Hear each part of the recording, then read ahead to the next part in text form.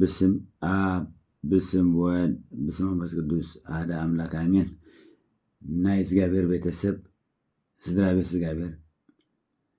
كما كأنهم سلام لهم سمتوا لعز جابر كاب شاف نشاف لو من صباح النزل العالم تمسكنا نزخبر نهون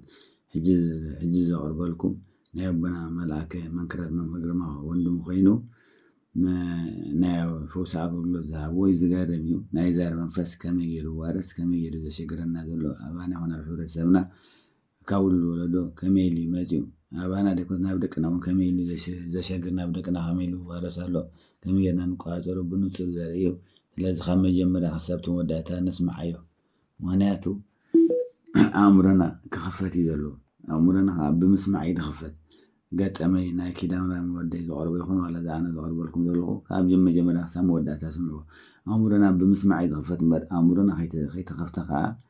كرد أناكن ولا تترد أن بقبرهم قبر يشجرني خنك على شيء يشجرني أمرنا خفت على أمرنا زعت ومنفس صدق ولا له سدوك ولا له خشنا على جمرة أمرنا خلق على أمرنا تخفت له أمرنا عبد مسمعي سمعنا نبلم بنا مساعته شعي لبنا خفت أمرنا خفت مالك لبنا أمرنا تزي تخفيته قال لي لك وانا كنك على ويردنا وينورماليز مثلا مالتي ويكاوز سبوني المنتهي مقبر قال لي نازل وي حق زيك مثلا هلوي تأثيرنا حمد لنا ونردنا نفسنا نفتش عين غلنا أمرنا تخفيته كان لك خمس قبر النزيو كم زي شجرة نزنا براسي بحس أنا كله ودز خمس عمد كله ويابس داي كم زري نوركو أبدأ أيدري يدله الناسي نصر حوارتي أنا نرخب كم خبرات حواتي داي جبروا كلكم والكم ودكم سوايكم سبيتهم كم جمرة خسام ودات عند سمعنا نمهر تزي تماهرنا نحن إحنا نقالت نحن قايسنا نحواتنا نخالوتنا نكحن حج بقتنا بتاريخ نوتو تاريخ اسمعكم የሚስጥር መተት የደብተራ መተት የሚስጥር መተት ተቋርና አዳልሞቴ እኮ ዛር ተቋር ዛር አዳልሞቴ ዛር ሰይጣን ተስላል ነገርኩ ምን ብለህ ነገርክ ናይ ደብተራ ተቋርት መተት የምስጥር መተት ኢሎም መጽውዖ መጽዮ ተቋር አዳልሞቴ መስልዎ ዛሬ ሎም ዛር አዳልሞቴ ዛር ተቋር መስልዎ ዛር ሰይጣን ኢሎም هذا يمشي حاجة حتوه. أنت نجستات نوار جمت عند دوار جاني هلا الكل. كان نجستاتوش لا ينبر؟ إنما لا. يراس ماش كاين ياسبان زار مانزو. كندي نجستات أوارد لما تأخذ سخات أواردن لها جدي إذا ما تأخذ يبلعلو ونماني خاجتها ماني من نجستها مسولوها جراد ماش بلعلو إذا معارج توهبي زغاء طليان مستسعره توهبي دحر طليان مسعر توهبي معارج أبغي هاي لسلاسي مالتي ينزانا من دارك على السورة أنا سايجوا على غريش النت بزمن بمن دلنا يتكبركم عمل كابلا يا توجو توجو بدم يعمل كالو من يعرضوا لنا يدورم بس ستارد بدم كبار بيتو ماشي كذا يقبر اللي يقبروا لين يوم يملخني مسترا بيت اليوم تفهم لب حقو يكون كالوت حاتيرو يملخني يقبر اللي ينيرو بقبوت يلو تاقبر الكان يرو سؤال الدرو بقي حرد اللي ينيرو دم كاي لك ينيرو دم يلك اللي ينيرو نسوساتي مالت دم لك اللي ينيرو لالو بقبو يملخ ينيرو ابزيت واردي زلو مالتي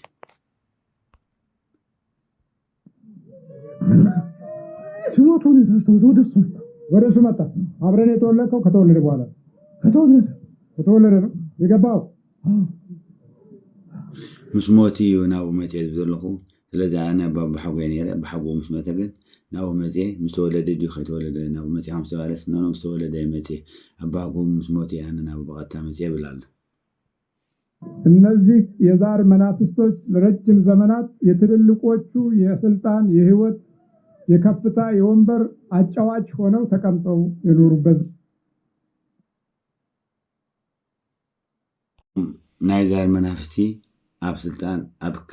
አበይ ሰባት ዝኸበሩ ስድራ ቤት ባሉ ደቅ ራእሲ ደቅ ቀዘኝማ ካብ ራእሲ ጀሚርና ማለት ዞም ራእሲ እንዳራእስታት ባል ማልካ ደቂ ራሲ ደቂ ቀዘማት ደቂ ግራማት ነባሉ ደቂ ላዕሎት ሓለፍትና ተባሃሉ ዝመፁ ኣብ ኣእምሮና ኮፍ ኢሎም ካብ ውሉድ ወለዶ እንዳመፁ ዝመፁ ነቲ ሕብረተሰብ እውን ወይ ብጌጋ መርሑ ወይ ከዓ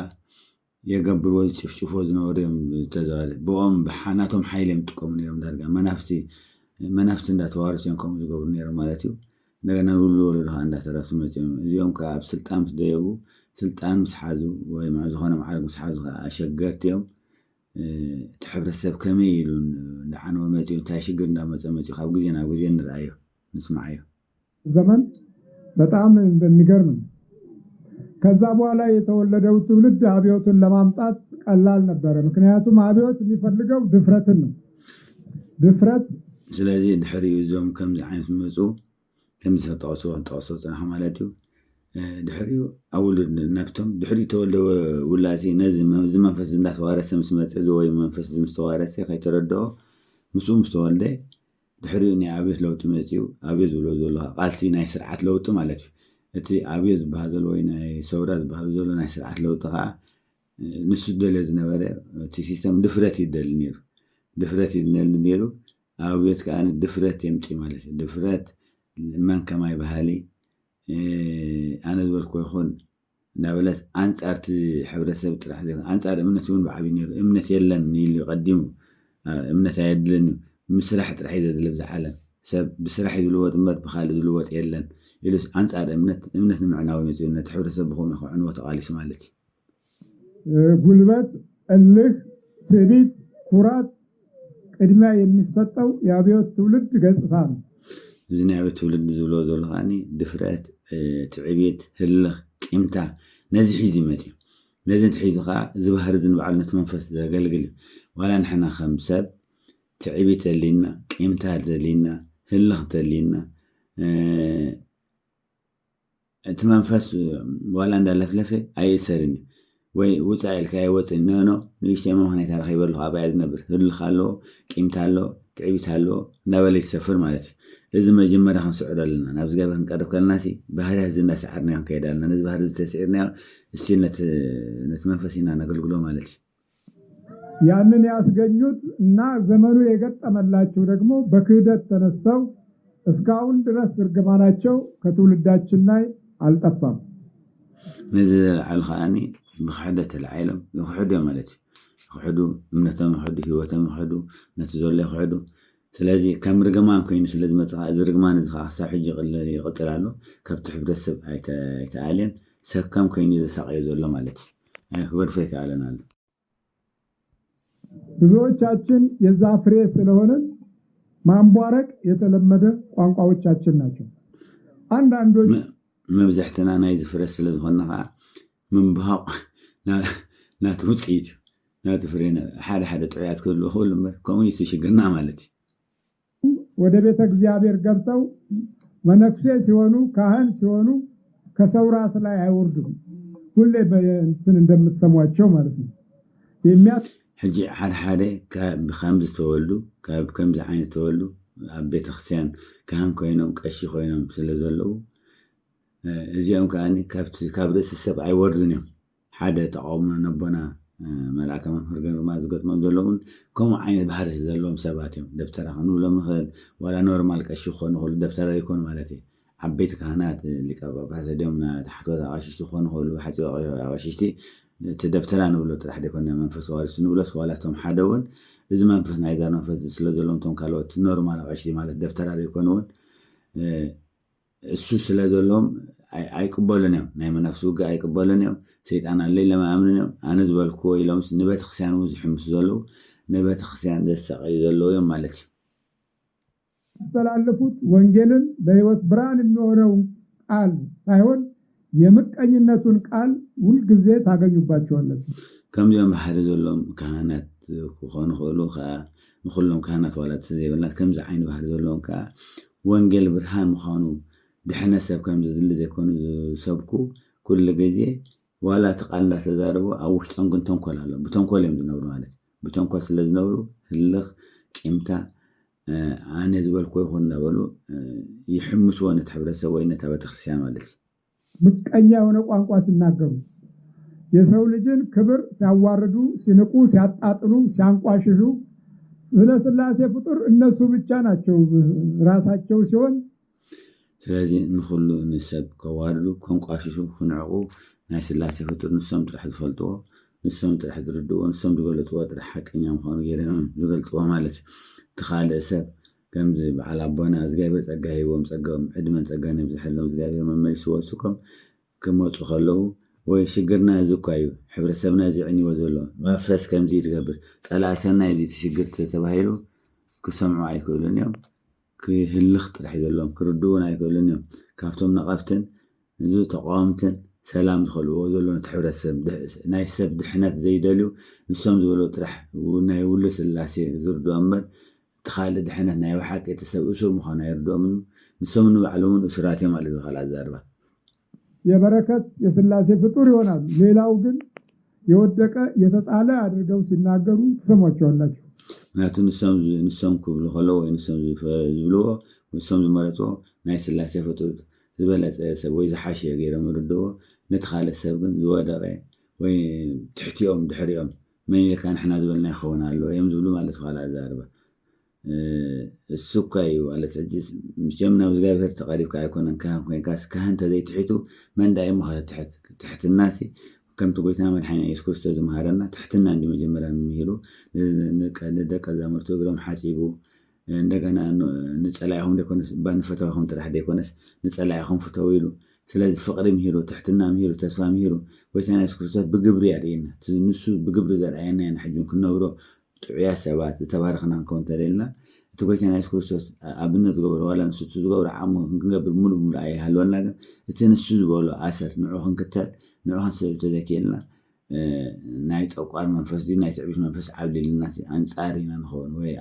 ክንሰምዕ ኣይንኽእል ኢና ማለት እዩ ሕጂ እዚኦም ከዓ ንሶም ዝበልዎ ጥራሕ ናይ ውሉድ ሥላሴ ዝመስሎ እምበር እቲ ካልእ ዘምፅኦ ለውጢ እዚ እኳ ሽግርና ሕብረተሰብና ዝዕኑ ዘሎ እዚ እዩ እዚ ፀላእሰና ኣብ ኩልና እዩ ዘሎ ተባሂሎም ክሰምዑ ይክእሉን እዮም ማለት እዩ በቤተ እግዚአብሔር ላይ እንዲህ አይነት ርግማን የጣለብን አንዱ አብዮቱ ነው።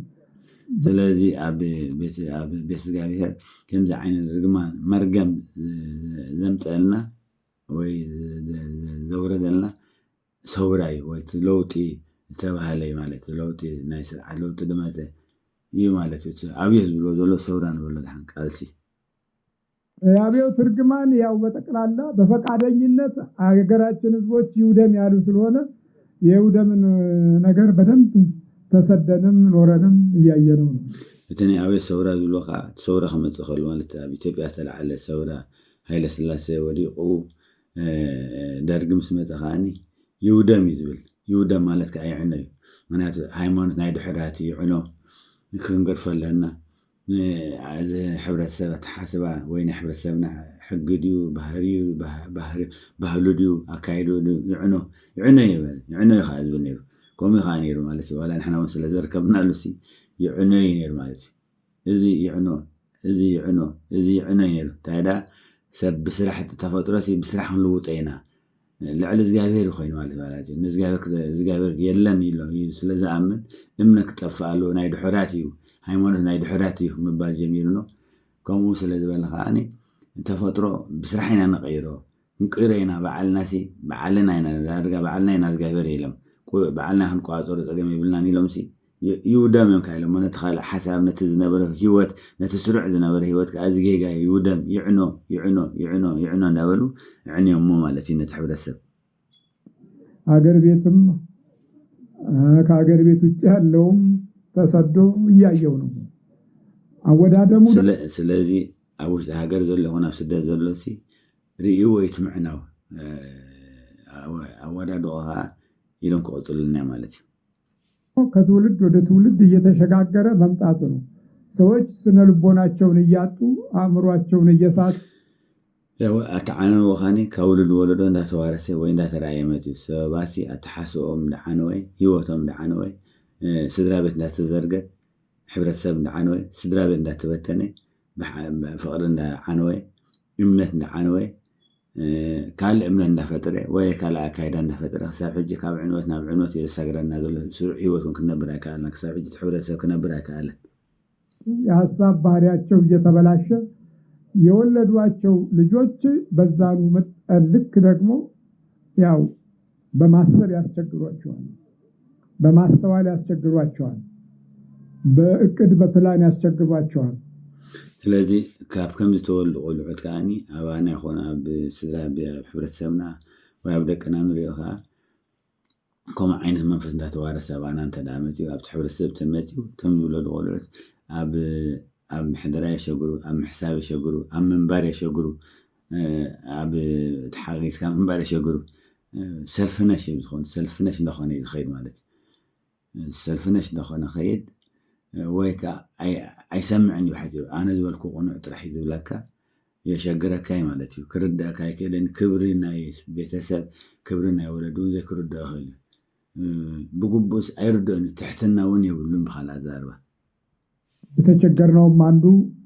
ሰው መሆንን እንዳናገኝ ዘመን የጣለው ትውልድ ማፍራታችን ነው። ስለዚህ ሰብ ክንከውን ስለዘይከኣልና ሰው ምዃን ከዓ ሰብ ምዃን ከዓ ስለዘሸገረና ዘመን ዘምጦ ትውልድ ይናፍሪና ማለት ወይ ፈሪና ማለት። እግዚአብሔር ምሕረቱን ያብዛለን። የድሮ ቀኝ አዝማቾች ብዙ ጉድ ጥለው ሄደዋል። ሌሎቹ ደህና ደህናው አገርን ለመጠበቅ ሲጓጓዙ ልጆቻቸውን ትተው አለ አባት ያደጉ ልጆች ሃይማኖትንም መንፈሳዊ ግብንም ባህል አድርገው ኖረዋል። ስለዚህ ካልኦት ሃገሮም ንምሕላው ወይ ለውጥ ከምጡ ከሉ ካለ ሕብረተሰብ ንሕና ግን ወይ ካብቲ ሕብረተሰብ እዚኦም ካብዞም ንብሎም ፀናሕና ግራማት ዝበሃል ዘሎ ተወልዱ ቆልዑት ግን ተሰዲዶም እዮም። ስድራ ቤቶም ተሰዲዶም ንሶም እውን ተሰዲዶም እዮም። ዋላ ሓንቲ ለውጢ ከፍርዩ ይከኣሉ። ስለዚ ዓኒ ማለት እዩ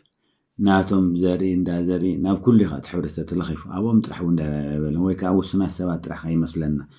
ኣብ ኩሉ እቲ ሕብረተሰብ ዘሎ እዩ ማለት እዩ። ውሱናት ሰባት እዚኦም ዳብ ሕዳ እንዲኦም ኣብኦም ኣባና እንታይ ፀገማ ኣባና እንታይ ፀገማ ኣሎ ከይንብል ከምኡ ከይመስለና ኣብ ኩለትና እዩ ዘሎ። መጀመርያ ንሳቶም ንባዕሎም ወለዱና እዮም። ተኸይድናስ ኣብ 10 ወለዶ ኣነ እውን ክመፁ ክእሉ እዮም። ኣይመፁን ከዓ ዜሮ ኣብ እቲ ሕብረተሰብ ለኺፎም እዮም። ከም ሓድሩ ከለዉ ዶም ክገብሩ ከለዉ ዶም ለኺፎም ስለዝኾኑ መልከፍቲ ተረፎን ካብዚ ኣይተገላገለን ክሳብ ሕጂ። እምነትንም ወግ ብቻ አድርገው ኖረው ከወንጌል ጋር ሳይገናኙ ቅዱስ ቃሉን ሳያውቁ ክርስቲያኖች ሆነው በመካከሉ ብዙ ሽንፈት ብዙ ውድቀት ሲመጣ ለማገናዘብ እድል አላገኙም። ስለዚህ ኣብቲ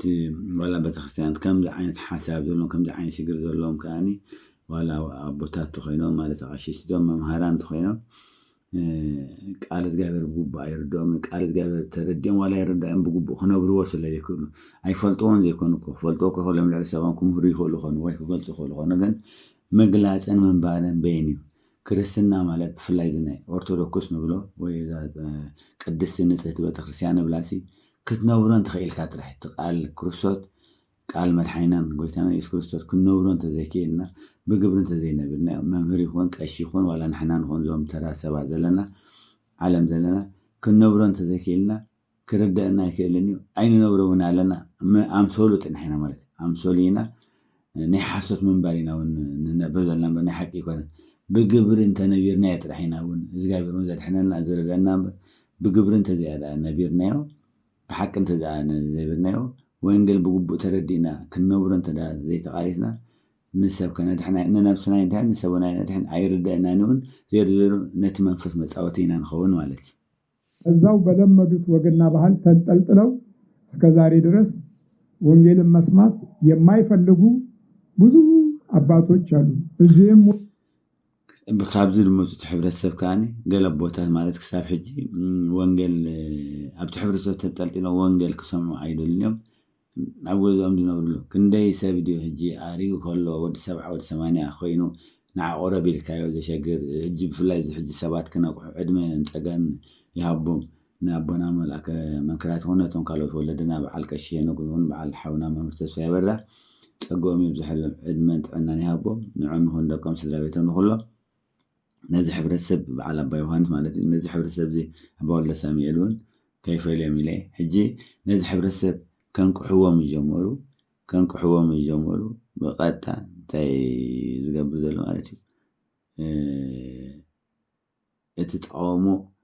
ونعومي زقامهم اتسبك نيش تكنكح مجمرة توم سدرانا مالتيو كنا نقولهم مجمرنا نعباينا ندينا أنا إذا قدافي إذا سنايت أو تعمل خاطيو إذا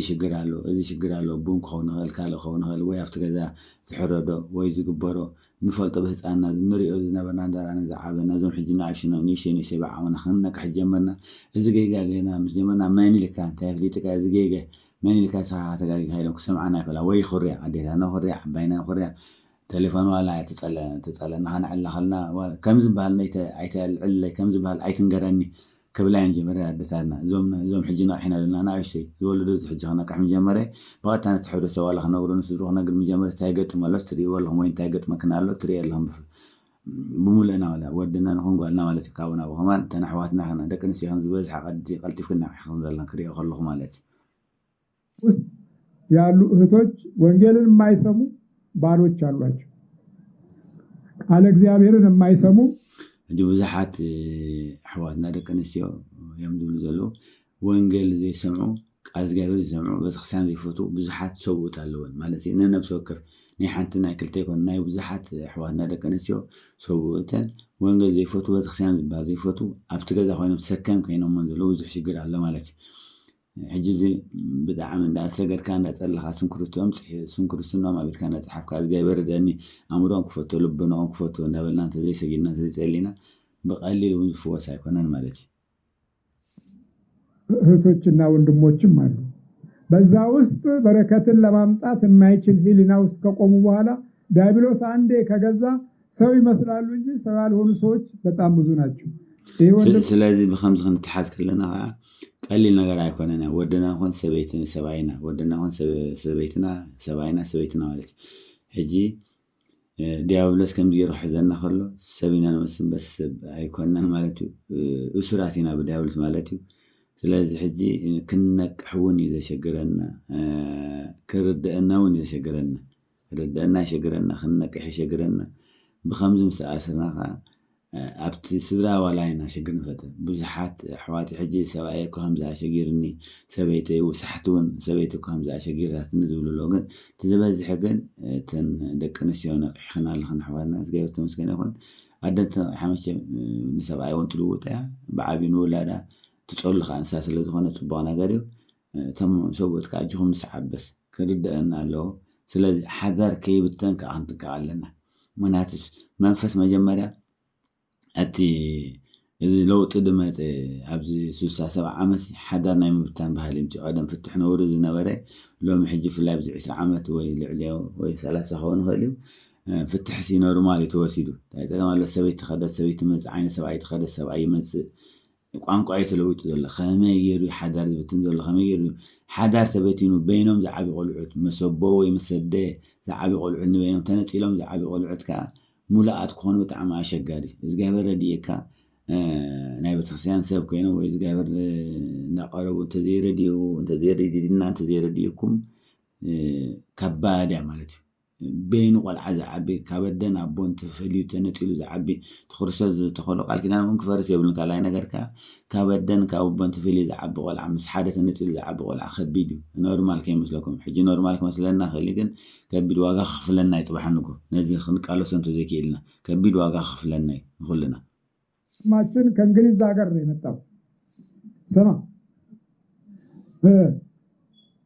كرامل ورد تملكت زار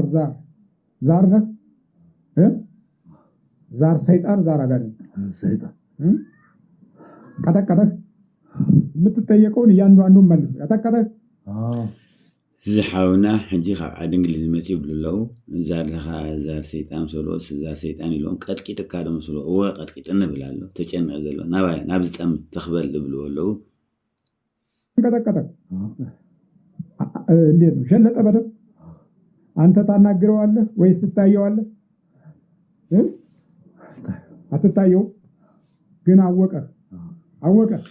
ቀጥቂት ካደት ዕየር የሚለው በቀጥቃት ክሳብ ክንደ ከም ዘደልኒ በቃል እግዚአብሔር ኖርማል መቀጥቃት ነው ስም እግዚአብሔር ጌርካ ስም እግዚአብሔር ጸውያካ ማውጣሪያ ከባሪክ ካም መቀጥቃት ንሰይጣን ከመልካ ተቋጥሮ ንጹር የምዝነግሩ ዘር ቀጥቂት ካደም ስለ ቀጥቂት መርጥ ትራአየ ዲኻ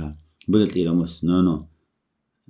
ملكت رح يجيبه مع حسب خط خلصي أنا خمسة قليل يزارب بحساب ليه يزارب وقالون كزارب يخيلي زاربيو جن بنعش أي ترى بجبر أي ترى ما ترى خير مسؤول أي ترى أخوان بالله هو كمان من الرجال وصل نيجاتك كتاني قربان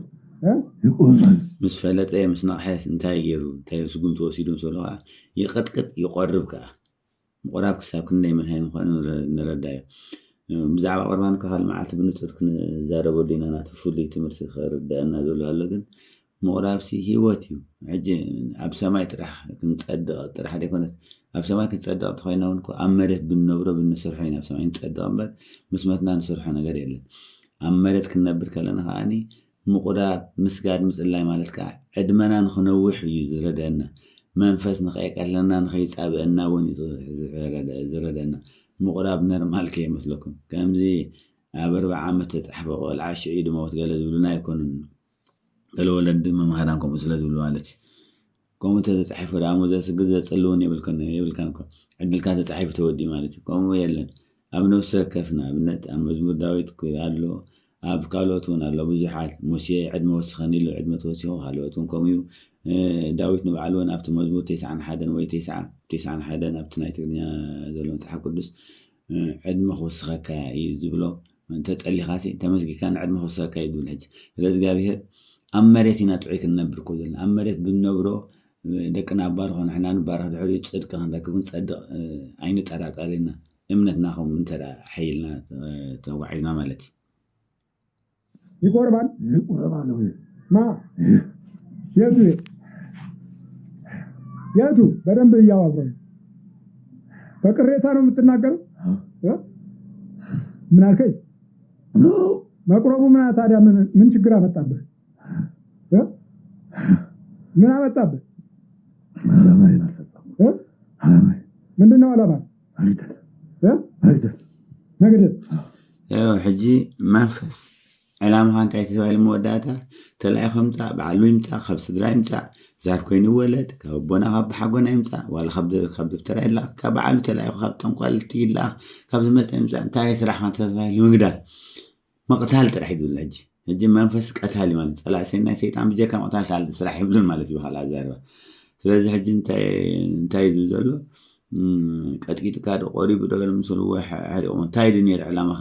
ሓሪቆ ካዲ ዝብለወስ ወይ እንታይ ድንየር እንታይ ኒር ስራሕኻ ዕላማኻ እንታይ ኒር ምስልወስ መቕታል ሓላት ቆትሎ ይደሊ ማለት ቀትል ስለደሊ ሕጂ ኣይተሓጎሰን ደስ ኣይበለካ እንተበለስ ወይ እንተኾይንካ እንታይ ድንየር ዕላማኻ እንተበለወስ መቕታል ቀትል ይደልያ ስለዚ ንፍተዎ ሰይጣን ዋላ ንገብረሉ ንሕረደሉ ሰይጣን መቕታል ኣይተርፈን ما أسوي سرح يا خالد سرح وكيبلون تالا مقدكات رح مدهانيت مقدكات مسجد مثل لا يترح مدهانيت بد خالد صوتاي ይሄ ቋንቋ የቃይልም ቋንቋ ነበር የዲያብሎስም ቋንቋ ነው የሰውም ቋንቋ ነው የሰይጣንም ቋንቋ ነው መግደል በዚህ ዘመን ያሉ የአባቶችም ቋንቋ ነው يراو أزين نعابل قانقا يبلولو ناكايل مالتي قريتا ناكايل قانقا قايل نعابل مجمرة مودم سانسيو كم سيطان ويتقار كم من سماس أي ديابلس قايل بقني ناكن منفس لذي حازيو نحو قتيل مالتي نعابل قتيلوا مالتي سلازي لذخا أبتحب رسب أبقالو زي أبتم أبتحجب تحورسونا له جوالات السبسي سنيو تلاو قزل خلقا قتلوا أحمم عبده زلوا كو تحبر السب كم ده أهلنا بيت السب كون خيل لبتنا خون خيل زخنا السب زل أهلنا كو حج خمي موسي كم نور مالي لو مثله مالتي نايمات منفس على مالتي نايمات منفس بتعم عولي له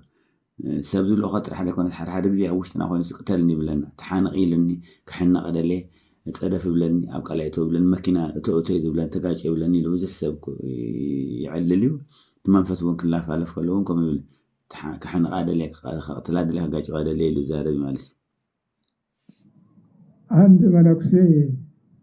እነዚህ ሰዎች ህዝቡ እንዳያመልካቸው መሞታቸውን እንደው ባየሁ እያለ ይጸልያል ዝገረም ሕጂ ኣብቲ ግዜ ደርግ ማለት እንደማቦና ሕጂ ሓደ መነኮሴ እቶም ከምኡ ሓሳብ ዝነበሮም እዞም ደቂ ግራማ ዝበሃሉ ደቂ እቶም መሳፍንቲ ካብ ግዜ ሃይለ ስላሴ ጀሚርካ ኣብ ግዜ ደርጊ ዝነበሩ ናይ ውሉድ ወለዶ ናይ ደቂ ውሉድ ወለዶ ማለት እዩ ብፍላይ ኣብቲ ግዜ ደርጊ ዝተላዓሉ ማለት እዩ እዞም ሰባት እዚኦም ፅባሕ ንጉህ ህዝቢ ከየምልኾም ናይ ጥዕና ከይመስሉ ህዝቢ ከየምልኾም ሞቶም ቀልጢፉ ተዘርእየኒ ኢሉ ይፅሊ ነይሩ ማለት እዩ ይፅሊ ነይሩ ማለት ይብሉ ኣይገርምን ስገድሚ ከዓ ናይ ብሓቂ ምክንያቱ እሶም ሕጂ ተረዲዎም እቲ ሓደጋ ስለተረድኦም እቶም መነኮሴ ከምኡ ይፅልዩ ነይሩ ማለት እዩ ምክንያቱ ቀኒ እንታይ ከም ዝፈጥር ዝፈልጡ ነይሮም እቶም ኣቦና ማለት እዩ አንድ መነኩሴ እነዚህ ሰዎች ትልቅ እኮ መነኩሴ ነው ሰው እንዳያመልካቸው አረጉ ወደ ሰማይ ሄዱ ብሎ እንዳያመልካቸው እንደው እግዚአብሔር ሞታቸውን ባሳየኝ هو حجي ناب سمع عريقهم صديقهم وي حساهم قنعيو هاي حق نساتهم طعيات يميلو خيم الخمسي قالتي في علم ام حسرهم موتهم كرياني لهم يصليني يملولن يرا مالتي مناز وحنو غسي واحد حرق يجيكو كم صادقانات كتريوم تخلا ايردا كان كندي سيبدي حجي ابز حجي لنا نا وشو زملخو نا وشو مصحف زغرمي اندابل زنبو نعمبي بخا تمنفس وارث وخي تردو زملخو ناي رامبا مصحف ناي وشو منفس زخلو ناي سايكولوجي تباهيلو ناي داروين تباهيلو ناي غلا تباهيلو ناي داروين يمز بحال مشالو داروين وعلوسي سبكا سود سبسي زغابلا كنا فطيرو كاب هبي مصيلو زمهر زنبره زمدر زنبره فلاسفاي ስለዚህ ሕጂ እሶም ከዓ እቲ ናይ ማርክስ ናይ ሌኒን ናይ እንግሊዝ ዝበሃል ፍላስፋታት ዝኽተሉ ስለ ዝነበሩ እዞም ኣብዚ ግዜ ደርጊ ዝነበሩ ምሁራት ኮኑ እቶም ኣብቲ ስልጣን ዝነበሩ ሕጂ እቲ ዘምፅዎ ሓሳብ ከዓ ናይ መወዳእታ ኣጥፋኢ ሓደገኛ ስለ ዝነበረ እዞም ሰባት እዚኦም ዕድመ ነዊሕ ተዳሂብዎም ከም ኣይሎም ተመይቶም ከዓ ናብ ሰማይ ዓሪጎም ተባሂሉ ሰብ ከምልኾም ሓደገኛ ስለ ዝኾነ ሞቶም የርእየኒ ይብሉ ነይሮም ዝገርም እዩ ግን ነዊሕ ዕድመ ድሕሪ 17 ዓመት እሶም እውን ተሳዒሮም ማለት ጠፊኦም አራት አይን ይባላል እኮ ደግሞ በቤተ ክህነት አራት አይናው የሚሉ ሰው እኮ ነው አራት አይና ድሮ ስንማርኛ ጭራቅ ነው ነቶም ቤተክርስቲያን ዘሎ ናቶም ናይዞም ዝብሎም ጦር ናይዘር መንፈስ ዘሎ ቤተክርስቲያን ዘሎ ደብተራ ኮኑ ሁሉ ካልኦ ኮኑ ሁሉስ ኣርባዕተ ዓይኒ ዘሎ ኣርባዕተ ዓይኒ ካዩ ዝኮፍሉ ፍሉ ኣእምሮ እንዳተባሃለ እዮም ዝናኣዱ ኣርባዕተ ዓይኒ ዘሎ ግን ሕና ንፈልጦ ቀደም ጭራቅ ይብሉ ጭራቅ ዝበሃል እንስሳ እዩ ጭራቅ ብትግርኛ እንታይ ንብሎ ኣይፈልጥን ግን እንስሳ ግን ብሓፂሩ ሓደ ፈጣን ሓደገኛ እንስሳ ይፈጣን እንስሳ አራት አይና የሚባለው የኛ አራት አይና የተባሉት ቤተክርስቲያን አፈራቻቸው ብለው የሚያወሩላቸው ሰዎች ለኛ ሞታችንን ይመኛሉ ደግሞ ጂናና አርባዕተ ዓይኒ ዝበሃሉ ቤተክርስቲያን አፍራያቶም ዝበሃሉ ሰባቲ ንዓትና ሞትና የምንብልሎ እዚኦም ሕጂ ናይ ደብተራ ማለት ደብተራ እቲ ሕብረተሰብ ክነዝሕድሕን ኣይደልዎን ኦልሬዲ እዚኦም ነቲ ሕብረተሰብ ከንቁሕዎም ጀመሩ አንጻሮም ያን ኩሉ ግዜ አንጻር አይኮነን ሶምሲ ንሕና ኸማን በዓሙና ንእሽተይ ክንፅልኽን ሰግድ ምጀመርና ስድራ ቤትና ከመይድ ይፀለአና ረቢሽካና ኮታ መነኮሴ ድኻ 10 ግዜ ሰግድ 10 ግዜ ከምዚ ትገብሪ 10 ግዜ ትፅሊ 10 ግዜ ሰግድ እንታይ ከምዚ ትገብሪ መነኮሴ ድኻ እንታይ ተሪእና ዘላ ናይ መን ቋንቋ ናይ መን ባህሊ ዓይነት ዝብል ሰብን ኣሎ አንተ ኣሕዋት ወዮ ሰጊድካ ንእግዚኣብሔርካ ሰጊድካ እድለኛ ከምር ጉልበት ከለካ ሰጊድካ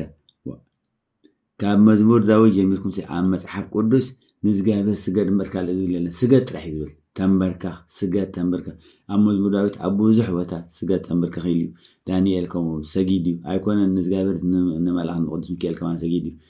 ስለዚ ስግደት ምፅላይ ከመይ ከም ዝጠቅም ተረዲ ግን ከምዚ ስለዞም ቅሕም ነዞም ኣቦታትና እዚኦም እዞም ኣርባዕተ ዓይኒ ዝበሃሉ ዘለዉ ደብተራታት ዝፃብእዎም ዋላቶም ካልኦት ንዖም ዝኣምኑ ወይ ንዖም ብክብሪ ዝርእዎም ካልኦት ኣቐሽሽቲ ከዓኒ ነዚኦም ዝፃብኡ ማለት ግድን ደብተራ ጥራሕ ኣይኮኑ ዝፃብእዎም ነዞም ወለድና እቶም ካልእ ቀሺ እውን ተፃብኣውካኒ ስለ ክሳብ ሕጂ እንድዮም ከምኡ ዝፃብኡ ዘሎ ገሊኦም ሓንቲ ሓፍትና ከማ ትዕለን ነይራሲ ኣባት ነብሳስ ኣብ ገዛ ፀሎታት ማይ ኣዳልዮም ፀሎታት ዝገበሩ ኣይተዳሉ ኢሎም መጽሐፍ ውዳሴ ማርያም እንዳጠለኻ ሰይፈ ስላሴ እንዳጠለኻ ሰነጉልቦታ እንዳጸለኻ ኣርጋኖ እንዳጸለኻ ባልቶስ እንዳጸለኻ መልካ ኢየሱስ መልካ ክርስቶስ መልካ እግዚአብሔር እንዳጸለኻስ ቃሉ ካዩ ሰብ ከይኮነ ዝልውጠካ ነቲ ቃሉ እንዳጸለኻስ ኣብ ገዛ ጸበላይ ትስራሕ ከምኡ ብለካ እንታይ ማለት እዩ ኣብ ገዛ ጸበላይ ትስራሕ እቲ ቃል እግዚአብሔር ንቀሺ ጥራሕ ዲ ተዋሂቡ ነቦታና ጥራሕ ዲ ተዋሂቡ ነቶም ካህናት ጥራሕ ዲ ተዋሂቡ ናይ ካህናት ስልጣን ካሊኡ ምጽላይ ንውልቀ ሰብካ ካሊኡ ስለዚ ጸሊኻስ ቃልዩ እኮ ቃሉ ስለ ዝኾነ እኳ ዝባርኽ እምበር ንስኻ ይኹንካ እንትባርኹ ዋላ ኣቦ ቀሺ እውን እኮ እቲ ቃሉ ኣንቢቦም እግዚአብሔር ስልጣን ወይ ማዕረግ ስለተቐብኡ ስለተባርኾም ከዓ እዩ ዝባርኽ ጸበል እምበር ካልእ ኣይኮን ግን ተቃልዩ ዋላ ኣቦ ቀሺ ኮይኑ እውን ካብቲ ቃልዩ ዝባርኽ ንሕና ከዓ እቶም ምእመን ከዓ ቃሉ እንተዳ ናይ ብሓቂ ኣሚንና ጸሊናሉሲ ተኾይኑ እዩ ዘይባርኽ ሕጂ ከቢድ እዩ ዘሎ ዘይፈለጥ ናይ ብዙሕ እዩ ዘሎ ከቢድ ዘሎ ፈተነ ዝገጥመና ማለት እዩ እሞ እኮ ልጁ አደገ ይላሉ ልጁም ጀመረ ይላሉ አወረሰ አሉ ታዲያ ጋንንትን መቀጥቀጥ ማውረስ ለእናንተም ማውርሻለሁ እግዚአብሔር ስሙ የተመሰገነ ይሁን አቦና ዓድመን ጸጋና ያወኩም ዕድሜኹም ንባሕ ሕጂ እንታይ እዮም ዝብሉ ማለት እዩ ሕጂ ነቦና ንመምህር ግርማ ዝቃወምዎ ማለት እዩ ዝገርም እኳ ወዲ ከዓ እኮ ኣውሪሱ ንወዲ እውን ኣውሪሱ ተዋሪሱ ይብሉ ኣሎ ሕጂ ውርሻ እዩ ዝመስሎም ናይ መናፍስቲ እዚ ናይ እግዚኣብሔር ጸጋ ናይ እግዚኣብሔር ሓይሊ ምዃኑ ስቲል ኣይርድኦም ዋላ ተፈሊጦም እውን ክገልጽዎ ይደልን እዮም ልክዕ ንሳቶም ኣካል ኣጋንንቲ ከለዉ ናይ ኣጋንንቲ ስራሕ እንዳሰርሑስ ካልእ ሰብ ኣቦታትና ከምኡ እዞም ወለድና እዚኦም መንፈስ ዝዋግኡ ዘለዉ ከምኡ ዝሰርሑ ዝመስሎም ወዲ እኮ ውሪስዎ ወዲ እኮ ከምዚ ገይርዎ ንወደይ ዘይኮነ ስኻትኩም ወሪስኩም ኣለኹም ኢሎም እግዚኣብሔር ተመስገነ ኢሎም ሓቆም ከዓ እግዚኣብሔር ተመስገነ ይኹን ሃለና ንሕና ወሪስና ወ ሰግዳልና ንጽልልና ሰይጣን ቅጥቅጣልና ምቅጥቃጥ እዮም ምሂሮም እምበርኮ ሰይጣን ምምላኽ ኣይኮኑ ምሂሮም ጸላይኹም እዚዩ ጸላይ ክፍለጡ ቀጥቅጥዎ ሰዓርዎ እግዚኣብሔር ኣምልኹ ሂወትኩም ነፃ ኸውን ኢሎም ነፃ ክንከውን መገዲ እዮም ኣርየምናኩ መገዲ እዮም ኣርየምና ሕጂ ሶም እግዚኣብሔር መገዲ ብኦም ገይሩ ይፈጢርልና እዚኦም ኣቦታና ኣቦና ግርማ ይኹን እቶም ካልኦት ንሶም ዘምፅዎ ነገር እኮ ጥራሕ ኣይኮነን ማለት ሶም ዝፈጠርዎ ነገር ኣይኮነ እዚ ሲ ኣብ ኩሎም ዞም ጻድቃናት ወይ ሰማዕታት ንብሎም ኣብ ኣምነ ተክለ ሃይማኖት ኣምነ ሊባኖስ ኣብ ኣምነ ፊልጶስ ኣብ ኣምነ ሃብተ ማርያም ኣምነ ስፋስ ክርስቶስ ኩሎም ዞም ንፈልጦም ከምኦም ነይሮም ነዚ እንዳቐጥቀጡ መውፅራ ገይሮም እንዳቐጥቀጡ እንዳሰገዱ እንዳጸለዩ ኣጋንንቲ ዝስዕሩ ዝነበሮም ናቶም ሕኒ ሰይጣን ከመንጻእ በአና ዘሎ ካብኦም ኣምጥኦም ካብ ስንክሳር ካብ ገድሊ ናይዞም ጻድቃናት እዮም ኣምጥኦም እምበር ባዕሎም ዝፈጠርዎ እውን ኣይኮነ ልክዕ ነቲ ንዑኻዊ መሰምፅኡ ከዓ እግዚኣብሔር ከዓ ባሪኹ ከዓ ናብዚ ምፅዎም እግዚአብሔር ባሪኾም ምፅኦም ከዓ ኩሉ ሰብ ንኩሉ ሰብ ኣይኮነ ንዑስ ንሕና ከማን ንዓና ከማን ባሪኹናት ንሰግድ ኣለና ንሰግድ ኣለና ምፅኢና ኣለኮ ንሕና ከማን ብዓቕና ማለት እዩ ምክንያቱ እግዚኣብሔር ንኩሉ ዘምፅእ ኣብቲ ቤቱ እንተዳ ተንብርክካ ዝኾነ ይደምፆ ንሓደ ንክልተ ይብሉ ኣይኮነን ካህን ኮይኖም መምህር ኮይንካ ብገዳም ዝዓበዩ ቤተክርስትያን ዝዓበየሲ ኣቦም ቀሺዮም ንሶም ንባዕሎም መምህር እዮም ማለት እዩ ምስኦም መምሃርቶም ብምሎም ጳጳሳት ኮይኖም ሸዓተ ድዮም ገለለዎም መምሃርቶም ዝንብሉ ጳጳስ ዝኾኑ ኣቦና ናብ ስብከት ናብዚ ሕጂ ዘለዎ እግዚኣብሔር ስለ ዘምፅኦም እምበር እቶም ምስኦም ምናልባት ሶም ማለት በቲ ነዚ ናብዚ እንተዘይኣትውስ ንሶምን ጳጳስ ምኾኑ ነይሮም ማለት እዩ ማለት እቶም ናይ ጳጳሳት ናይ ክፍለ ሃገራት ናይ ዞባታት ጳጳሳት ኣለዉ መምሃርቶም ዝነበሩ ከማን ሸዓተ ማለት እዩ እግረ መገደይ ንፁር ሓበሬታ ከነግረኩም ማለት እዩ ኣቦና ግን ብቐጥታ ናብዚ ናይ ፈውስን ናብ መምህርን ስለ ዝመፁ ፀጋም እውን ከዓ ንእሽተይ ኣይኮነን ልዕልዮም ፀጋ ዘለዎ ነገር የለን ምክንያቱ ይፍውሱ ናይ ፈውሲ ኣገልግሎት ኣለዎም ወንጌል ከምኦም ዝሰብኽ የለን ንሶም ክሰብኩ ከለዎ መዓል ጥራሕ ዘይኮነት ኣእምሮኻ ድኽፍት እዩ ንእግዚኣብሔር ከምኡ ገይሩ ዝገልፆ የለን ንመፅሓፍ ቅዱስ ንቃል እግዚኣብሔር ከምኦም ገይሩ ዝገልፆ ዝትንትኖ እውን የለን ክሳብ ሕጂ ኣነ ካብ ሰማዕኽዎ ኣነ ብዙሓት መምሃራን ኩሎም ዝዓበዩ ዝናኣሱ ብዙሓት ሰሚዐ ግን ኣነ ንዖም ካብኦም ላዕሊ ዝርዳእኒ ነገር የለን ብጣዕሚ ሕጂ ኣነ ንዖም ክጋንነሎም ወይ ክገልፆም ኢለ ዲኹም ሂወት ናይ ብሓቂ በእሶም ኣብኦም ዘሎ እዩ ሓቂ ኣብኦም ዘሎ እዩ እምበር ኣነ ንዖም ከምዚ ወይ ነቲ ሓይሊ ናቶም ወይ ነቲ እግዚኣብሔር ዝሃቦም ከጋንነሎም ደልየ ኮንኩን ብግብሪ ንርኣዮ ንሰምዓናዮ ምስ ሰምዓናዮ ክርድአና እዩ ማለት እዩ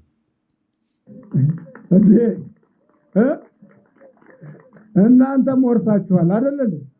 ታዲያ እኛም ወርሰናል በሏቸው ዝም ያላ ስኻትኩም ወሪስኩም ኣይኮነ እንዲሁ ስለዚ እወ ምስ በለት ህዝብኻ ካላት ንሕና እውን ወሪስና ኣለና ወዶም ጥራሕ ደይኮነ ቀሺ ሃይለ መለኮት እዩ ዝበሃል ወዶም ከዓ ማለት እዩ ሕጂ ወዶም ጥራሕ ደይኮነስ ንሕና እውን ወሪስና ኣለና በሉ ብሉለው ሓቆም እዮም ንሕና እውን ወሪስና ኣለና ክንብሎም ኢና እምበር ወሪስና እንዲና ናይ ብሓቂ ወሪስና እንዲያ ምሂሮምና እንዲም أنك حمنا عندهم أمشيمنا عندنا بزي زجابر زفلوتنا كوسمهم ناتهم سمعنا كاين عمرنا تخفيتو نام مسجدنا مسلعاتنا كلنا مالك እኛም ወርሰናል ለልጅ ብቻ አይደለም እኛም ለልጆቻችን እናወርሳለን ብሎ እንደዚህ አይነት አባቶች ባሉበት ዘመን ውስጥ ትውልድን በመንፈሳዊ ስፍራ ላይ እያደነቆሩ እያደነበጁ ራሳቸው ቡዳ ሆነው እየበሉ አይዙ እንደው በጣም የሚገርም ነው መስቀል ስለዚህ ንወደም ጥራሕ ዘይኮነ ንሕናውን ወሪስና ብለው ንሕና ጥራሕ ዘይኮነ ደቅናውን ከነወርሲና ስለዚ ሓዳ ኮይና ኢና ነፃ ኮይና ኢና ይብሉ እዚኦም ከዓኒ እዞም ነዚ ዝቆሙ ዘለካ ንሳቶም ንባዕሎም ቡዳ ኮይኖም ንነፍሲ ወከፍ እንዳበልዑ መሊሶም መተ ጥራሕ ዘይኮነ ቡዳ ኮይኑ እንዳበልዑ ሰብ ዘሸግሩ ዘለዉ ማለት እዮም ብምሎም እቶም ከምኡ ኢሎም ዝቆሙ ነዚ መንፈሳዊ ውግእ ዝቃወሙ ካህኑ ኹን ካልእ ኹን ደብተራ ኹንሲ ንባዕሉ ቡዳ ኮይኑ ሰብ ዘሸግር ዘሎ ቡዳ ኮይኑ ዝበልዕ ዘሎ ሰብ እዩ ማለት እዩ ወይ ሰባት ይዞ የሚበላ ቡዳ አለው ቡዳው እኮ መስቀሉን ይዟል ስለዚህ መስቀል ሒዙ ዝበልዕ ቡዳ አለ ቡዳውን መስቀል ሒዙ ብሎ ወይ ሐቀም እንደ ሰይጣን እንዳምልኹ እንደም ሰይጣን መተ እንዳልኹ እንደ መስቀል ዘሳልኑ ዘሎ ደብተራታት ሆነ ካሎት ደብተራ ማለት እኮ ቡዳውን ይኻኮ መንፈስ ጥራሕ ሊሆ ደኮን ወላ በዓይኑን ክበልዓካ ኸዲ ግድን በዓይኑን በልዕ እንዲ ክንደይ ደይበል ኣብ ኣና ዝላፋለፈ ኸማን ክልተ ሰለስተ በቃታ ብምንታይ ኣቲኻም ሰዋል ሊካላ ዲኻ ኣብ ዝበል ኩሉ ኣጋጣሚ ኣብስ ከም ንእሽተይ ብሓንሳብ ክትቅፅልና ኸማን ኖ بعيني آتي ويكن أخويني آتي ذو بتوح قتي منه الله مالتي. عندي قراءة قبل مسكلي زون ديت يقرأ ومبديس مسكلا هذا اللي تسكره يا جيتاني تصادبه يكأنيو ومبديكو مسكلا هنا تسكره سلزي ومبدي ومسكال بلن اللي زوالك. سلزي ومبدي معلش افتاق بروح في زمالتي. يتم قويتنا نحن يسكرسة تسأل خلطة سبت بيمان متقام منكو اتنا يماني تعيني رمبر تنا يتقام زنوركو خلط يوم مسكاليم تسأل مسكاليم كاحيدة منيرا تنو قويتها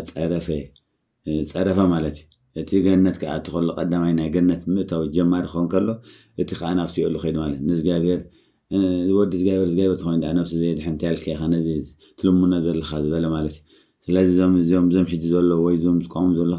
نايت تساقا مسقل زحازو نايت شفتا وي نايت تساقا ومبدي شفتان ولهم لولو حكمي سقادمي እውነት ካልተስማማ በሰይወት ላይ ለችግር ካልደረሰ በጉዳት ውስጥ ካልተሳተፈ የዲያብሎስን መከራና ፍዳ በህይወት ውስጥ ይዞ ለተቀመጠ ህዝብ ካልደረሰ እሱ ራሱ ቡዳ ነው በቃ እና ብዙ ቡዳዎች ቤተ እግዚአብሔር ውስጥ ገብተዋል አሁን ለቀት ይላል ስለዚህ ሲታምሉ ዘለው ሰብ ተሸጊሩ በመንፈስ ተጠቀዩ ንጎ እንዳመት ሓደጋ እንዳገጠመ ኩሉ ሽግራት ሕብረተሰብ እንዳተራየ ነዚ ከም ጽቡቕ ይሪእዎ ስለዘሎ ይሪእዎ እንተልዮም ይሪእዎ ከዓ ስለዘሎ እዚኦም ኣብ ቤተክርስትያን ተቐመጡ ቡዳታት እዮም እዚኦም ቡዳይ ማለት በኋላ ዘረ መተት ምላኹም ጥራሕ ደይኮነት ቡዳዮም አንጻት ሕብረተሰብ እዮም ናይቲ ሕብረተሰብ ሽግሮም ዋላ ኩሉ ጥናት ኣይገድሶም ንኽብሮም ጥራሕ እዮም ዝነብሩ ማለት ንዝጋብሔር ክብሪ እውን ኣይኮኑን ዝነብሩ ወዲ ሰብካ ንዝጋብሔር ክብሪ ክነብር ከሎ ጥራሕ ሓራድ ዝኸውን ነፃ ዝኸውን ወይ ህይወቱ ዝባረኽ ንነብሲ ኮይኑ ንኻልኦ ዝረድእ እምበር ንነብስኻ ክብሪ ትነብር ተኮይንካ ኣይኮነን ንኻልእ ሕብረተሰብ ንደቅኻ ደቅኻ እውን ኣይትረድእን ኢኻ ምክንያቱ ክብሪኻ ጥራሕ እዩ ዘድልየካ እያ ትጠቋር መንፈስ ከዓ ከምኡ ዝነድቀካ እቲ መንፈስ እውን ከምኡ ዝነድቀካ ማለት በስ ዋላ ደቃ ብዙሕ ኣለውካ ይገጥመካ እኮ ኣብ ገለገለ ብዛዕባ ደቆም ወድኻ ከይመውት የልካስ ይመት መዓልቲ ኣኺሉ ዳ ዝብለካ ኣሎ መዓልቲ ዝመስሎ ባእነኖ ከምኡ እንተመይተስ ኣነ ባክመውት ኣለኒ ደቀይ ቅድመይ ክሞት የብሉን ኣነ ቅድሚ ደቀይ ግበረኒ ዝብል ኣሎ ብዙሕ ሰብ ገለ ሰብ ከዓ መዓልቲ ኮይኑ ይምስ ዝብልካ ኣሎ ዝገርም እዩ ማለት እዩ ትኸይድ ዲኻ ይትኸይድ ንብሎ ኣለዉ ቀሪብ ለካ ዶ በጣም ቅሪላል በጣም ቀሪብ ለካ የድሮቹ ማንነትና የትልቅነታቸው ክብር ወደ መንፈሱም ይደርሳል ተማይ ቀደም ክብርን ዕብየትን ወይ ልዕልነት ናብቲ መንፈሱን ከም ይዋርድ ማለት መጀነኑ ኩርዓቱ ምጅናኑ ማት ምባሉ ግራት ማት ምባሉ አቤቱታ ማቅረቡ አቤቱታ ምቅራብ ማለት ጥርዓ ምቅራቡ ማን ከመይ ምባሉ የፈጣሪ ያለህ የሚል ጩኸት መስማቱ የግፍ ድምጾችን ሰምተው ችላ ማለቱ نبتال يلم بالو سمعوا نايقف اسمعي سمعي دنبالو بقبو بالسلطان زبعلقو በጎንዮሽ በኩል ፍርድ ማዛባቱ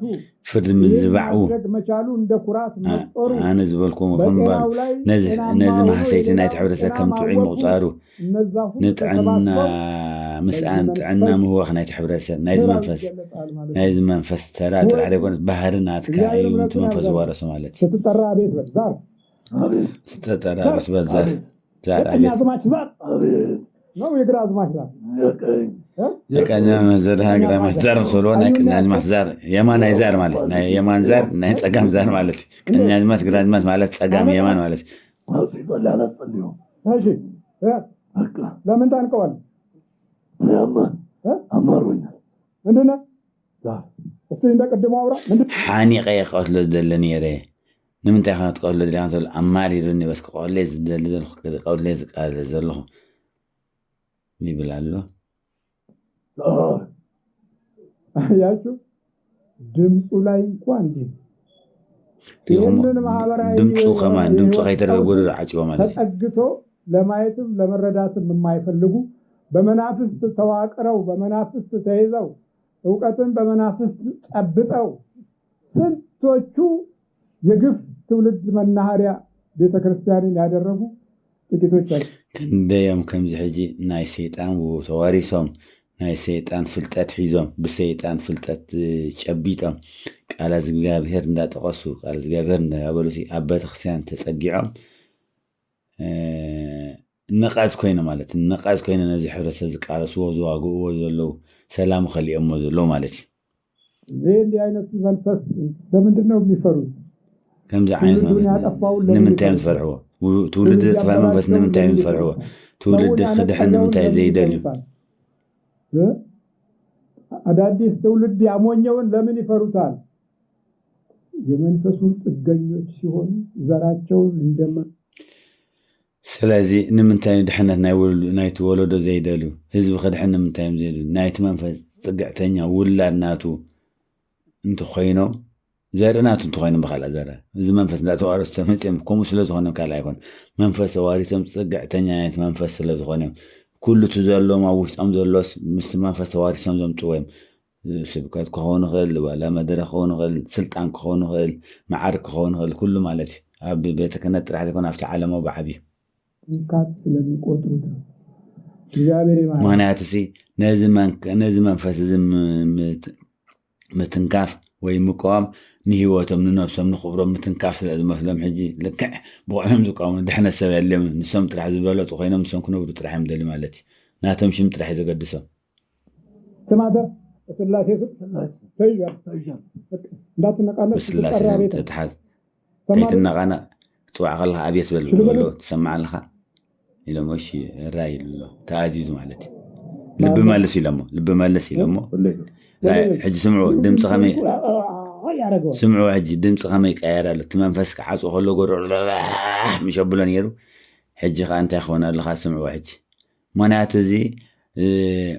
ዛር ጥራሕ ደይኮነ እቲ ዛር ሕጂ ፍላይ ቡዳ ክኸውን ከሎ ከምኡ እዩ ቡዳ ሰይጣን ክኸውን ይኽእል እዩ እዚ ሕጂ ምክንያቱ ናይ ሓንቲ ሓፍትና ንባዕሉ ብዝሓለፈ ይሰምዓ ነይረሲ ካላት ጎረዳ ኣኸም ዓኒቆስ ልክዕ ከምዚ ናይ ገመል ይቀርቦ ኣቢሉ እዩ ዝዓፅዋ ነይሩ ማለት ጎረዳ ዓፅዩ ጎረዳ ኣልቃ ተባሂሎም ክሰማዕ ኣይከኣለ ብጣዕሚ ኣሸጊሩ ድሕሪ ክንደይ ተቐጥቂጡ እዩ ጎረዳ ፀጥ ኢሉ ማለት እዩ ሕጂ ክልተ ሰብ ከም ዝኾነ ካርኣዩ ሕጂ ልቢ መልስ ኢሎሞ ህይወቱ ክኸውን ከሎ ንስማዓዮ ገና እቲ መንፈስ ኣይወፀን ተኣሲሩ ግንባር ተኣሰር ኢሎሞ ተኣሲሩ ኣሎ ግንባር ወፅዩ ልቢ መልስ ሱቕበል ሕጂ ጎረዱ ለቐምስ በልዎ ከዓ እንታይ ድምፂ ህብ ኣሎ ንስማዓዮ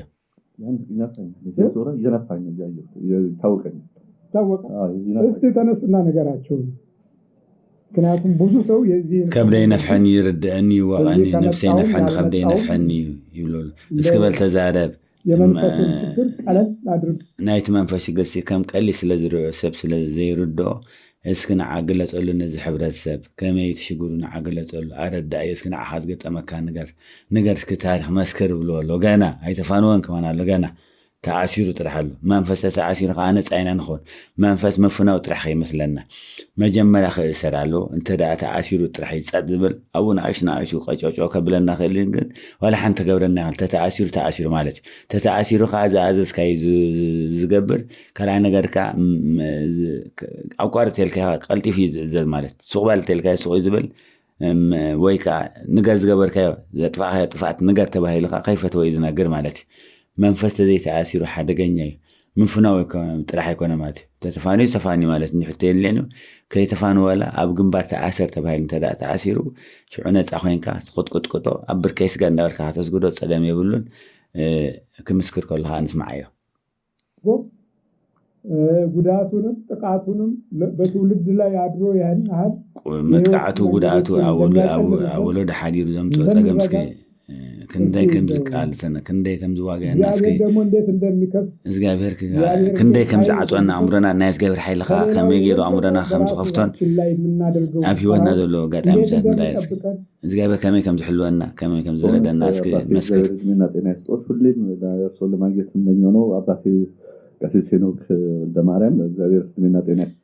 ሕጂ እንታይ ዝብሉ ዝሓውና ዕድመን ፀጋን ይሃብኩም ኣቦና ክንዲ ግዜ ንዓኹም ክረኽበኩም እየ ዘለ ነይረ ኣቦና ቀሺ ሄኖክ ወልደማርያም ዕድመን ፀጋን ይሃቦም ይብሎም ኣሎ ኣቐዲሙ ናብ ኣቦና ቀሺ ሄኖክ ሃይለማርያም ኣብ እንጦጦ ማርያም ዝበሃል ኣዲስ ኣበባ ዘሎ ገዳም ፀበል ናብኡ ብዙሕ ግዜ ተመላሊሱ ነይሩ ካብዚ ዓዲ እንግሊዝ 3 ግዜ ብሊብያ ተመላሊሱ ዝብለኩም ዘሎ ሕሰቦ እሞ ንሊብያሲ ነቲ ባሕርቲ መወሰ ጌርካስ ሓንቲ ግዜ ሰብ ክኸዳ ከማኒ ትንፋሱ ሓሊፉ ነው ነዚ ሓንቲ ግዜ ብሊብያ ኣነ ብኡ ስለዘይመፃኹ ካብ ዛዕባ ክገልፆ ይክእለኒ ግን ዕልሎም ከለኹ ክሓትት ከለኹሲ ክንደይ መወሰ ገይሩ ከም ዝመፀ ሰብ ርኢና ኢና እዚ ዝሓውና ግን ንሊብያ 3 ግዜ ከይድዎ 3 ግዜ መፅዎ ዝገርም እዩ እሳቸው ብዙ ረድተውኛል በጸሎትም ብዙሕ ረድኤምኒ ብጸሎቶም ብጸበሎም ብዙሕ ረድኤምኒ ረበና ቀሺ ሄኖክ ወልደማርያም ረግጬ ስመጣ እሳቸውን ጸሎት አድርገው ከእሱ ማገናኘቱን ስመለስ ወዲያውም በሶስተኛ ቀን ያለፉት 2 ዓመት ያለምንም ጥፋት እንኳን እየጣሉኝ ማለት ነው 3 ጊዜ በበረሃ ተመላልሻለሁ የተሰደድኩበት መንገድ 3 ጊዜ ተሰድጄ ተመልሻለሁ ስለዚህ 3 ጊዜ በበረሃ ተመላልሼ የተሰደድኩ ቦታሲ 3 ጊዜ ተመላልሼ እነዚህ ናይ ልብያ ዝብሎ ዘሎ ሕሰቦ መግባት አልችልም ነበር 3 ጊዜ ድክበትን መንገድ ታቆም መልሼ 3 ጊዜ በበረሃ በሱዳን አድርጌ ነው የመጣው በሱዳን ገሬ 3 ጊዜ በሱዳን ገሬን ብለብያ ገሬ እንግሊዛቴ 3 አማራጭ ስለዚህ ለወርቀ ስለዚህ በረና ወላ ሓንቲ መንባር ስለዛም ተመበስ ሰላም ሳንኩ ተቀበል ከጸቢላ 3 ጊዜ ባተ መልሽ ደግሞ የነርሶን ስም የሳቸውን ስም የአባቶቻችን ስም ያጠፋሉ ትውልዱ እንዳይነቃ ያሁን ከተኛንበት እንዳንነሳ በ6 ዓመት ነው ስራ የጀመርኩት እዚህ ሀገር ከገባው ሰው በሚለወጥ ሕጂ ኣብ ሰብ ዝልወጠሉ ኣብ ዓዲ እንግሊዝ ኣቴሲ ን6 ዓመት የተኣሲረ 6 ዓመት ስራሕ ክረክብ ኣይከኣሉን ክሰርሕ ኣይከኣልኩን ሕጂ እዞም ነዚ መደብ ዝቆሙ ዘለዉ ከዓ ትውልዲ ከይድሕን ትውልዲ ከይነቅሕ ዝገብርዎ ዘሎ ቃልሲ ዝሕዝን እዩ ስለዚ ኣነ ንባዕለይሲ ብሰንኪ ዝናይ ዛር መንፈስ 6 ዓመት ኣብ ዓዲ እንግሊዝ ኣብ ዝስርሖ ቦታ ኣብ ጥዑይ ቦታ ተቐሚጠ ክሰርሕ ኣይከኣልኩን እዚ ፈተነ እዚ ክፃወሮ ስለዘይከኣልኩ ክድሕን ስለዘይከኣልኩ ድሕነ ስለዝደለ ከዓ ዋላ ሞት ይምፃ ኢለ 3 ጊዜ ነትበርካ ተማሊሰ ይብል ኣሎ ማለት ከምኡ ኢሉ እዩ መቸም ሰብሲ ይፈርሕ በዓል ፈልጥ ዋላ ሱቅ ክብል ይኽእል ግን እግዚአብሔር ረድይዎ እግዚአብሔር ረድኦ ነይሩ ማለት እዩ እምነት ከዓ እግዚአብሔር ስለዝነበሩ ክድሕን ሓንቲ ይከውንኒ ሓደ መዓልቲ ክፍወስ የብል ስለዝነበረ ከዓ ትበረኻ ይኸዶ ነይሩ ምለሱ ከዓ ነይሩ ማለት እዩ ክሳብ ክንደይ እምነት ከም ዘለዎ ግን ዝገርም በዘመን እጂ እንደዚህ ያጣመመኝ ሰውነቴ እንዳጣመመ ነፍሴ ከሰራ እግሬ እንዳሰራ ትንሽ ከተገርኩ በኋላ ስራ ጀመርኩ ብዙ ነገሮች ምስ ነቃሁ ክሰግድ ምጀመርኩ ወጣም ጀመርኩ ስራሕ ጀመርኩ ለቆር ትንፋስ ረይበ ብዙ ምቀኛ ስንሳል ኣብ ዙርያ ብዙሕ ምቀኛ የልዓለለይ ተንኮል ወይ ዝጻብዎ ወይ ዝጻልዎ ዝቋይቅዎ ወይ ዝጻብዎ ከዓ የልዕል ነይሩ መንፈስ ማለት ምቀኛ ዝብሎ ተንኮለኛ ማለት ትግል ያው ከቤተሰብ ጀምሮ ያስነሳል ካብ ቤተሰብ ጀሚሩ ማለት ነጥፎ አሁን አንዳንዴ ምክንያት እናንተ ነው የሚያደርገው ሰው አይ ይሄ ሌላ ነገር ነው በቃ የሰው ቤተሰብ እስኪጠላኝ ዘመድ ወዳጅ እስከሚጠላኝ ድረስ ሕጂ ሓራድ ግዜ ሰብሲ ናትኩም ሽግር እዩ ዝመስሎ ሕጂ ቤት ክሰግድ ክፅልም ጀመርካ እቲ መንፈስ ስለዝሓርቕ ሕጂ እቲ ቤተሰብ ከዓ ስለዝስንብድ ማለት ኣብቲ ቤተሰብ ዘሎ መንፈስ ማለት እዩ ብሓፂሩ ሓደ ዓይነት መንፈስ ስለዝኾነ ንስኻ ክትቁጥቁጦም ጀመርካ ኣብቲ ቤተሰብ ዘሎ ከዓ ስለዝስንብድ ክትዕሎም ከለካ ሕጂ ይሓርቁ ስለዝኾኑ ይጸልኻዮም ምጸልኻስ ተሰብ ከይተረዳኻ ሞ በስ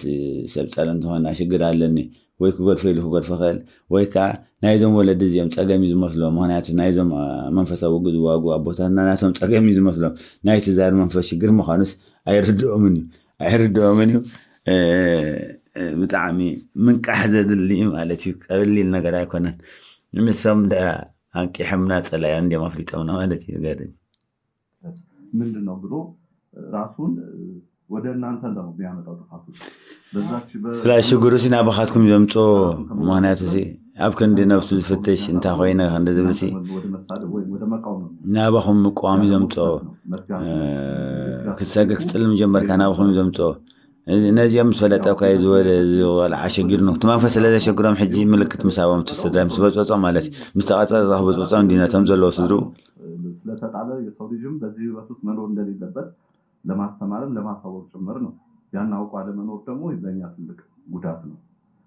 ያንን እንድናቅ ስለረዱን እድሜና ጤና ይስጥ ስለዚህ ሰይጣን ተሰዓረ ተደርቤር ተጓሕፈ እዩ ግን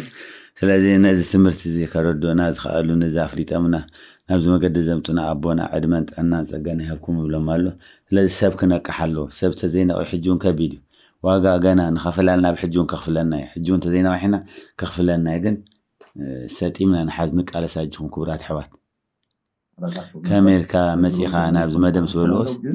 እሳቸው ሳለቅ አሁን ከርሶስ እግር ስር ተነሱት አባታችን ሌላም ቀሲስ አባት እርሶን ሲሳደው የነበረ ሶሻል ሚዲያ ላይ አሁን ጠማቂ ሆነዋል ቀሲስ ሄኖክ አባታቸው ስም አለ ይሳሱትም የእርሶም እንዲጀም ቀሲስም ብዙዎቹን እኔ ስጸልይ አጻተኛ በሆንም ቢታገለኝም እንደርሱ ያላበት ያብዛልኝ ብዬ ነበር እንጽልይ ስለዚህ እንታይ ዘሎ ናትኩም እንዳሰማዑና በዓል አቦና ቀሺ ሄኖክ እንዳሰማዑ አቦና ሬዲ አብሲኒያ ዝብል ነይሮም ነቲ ኦዲሱ እንዳሰማዑ የነቂሐ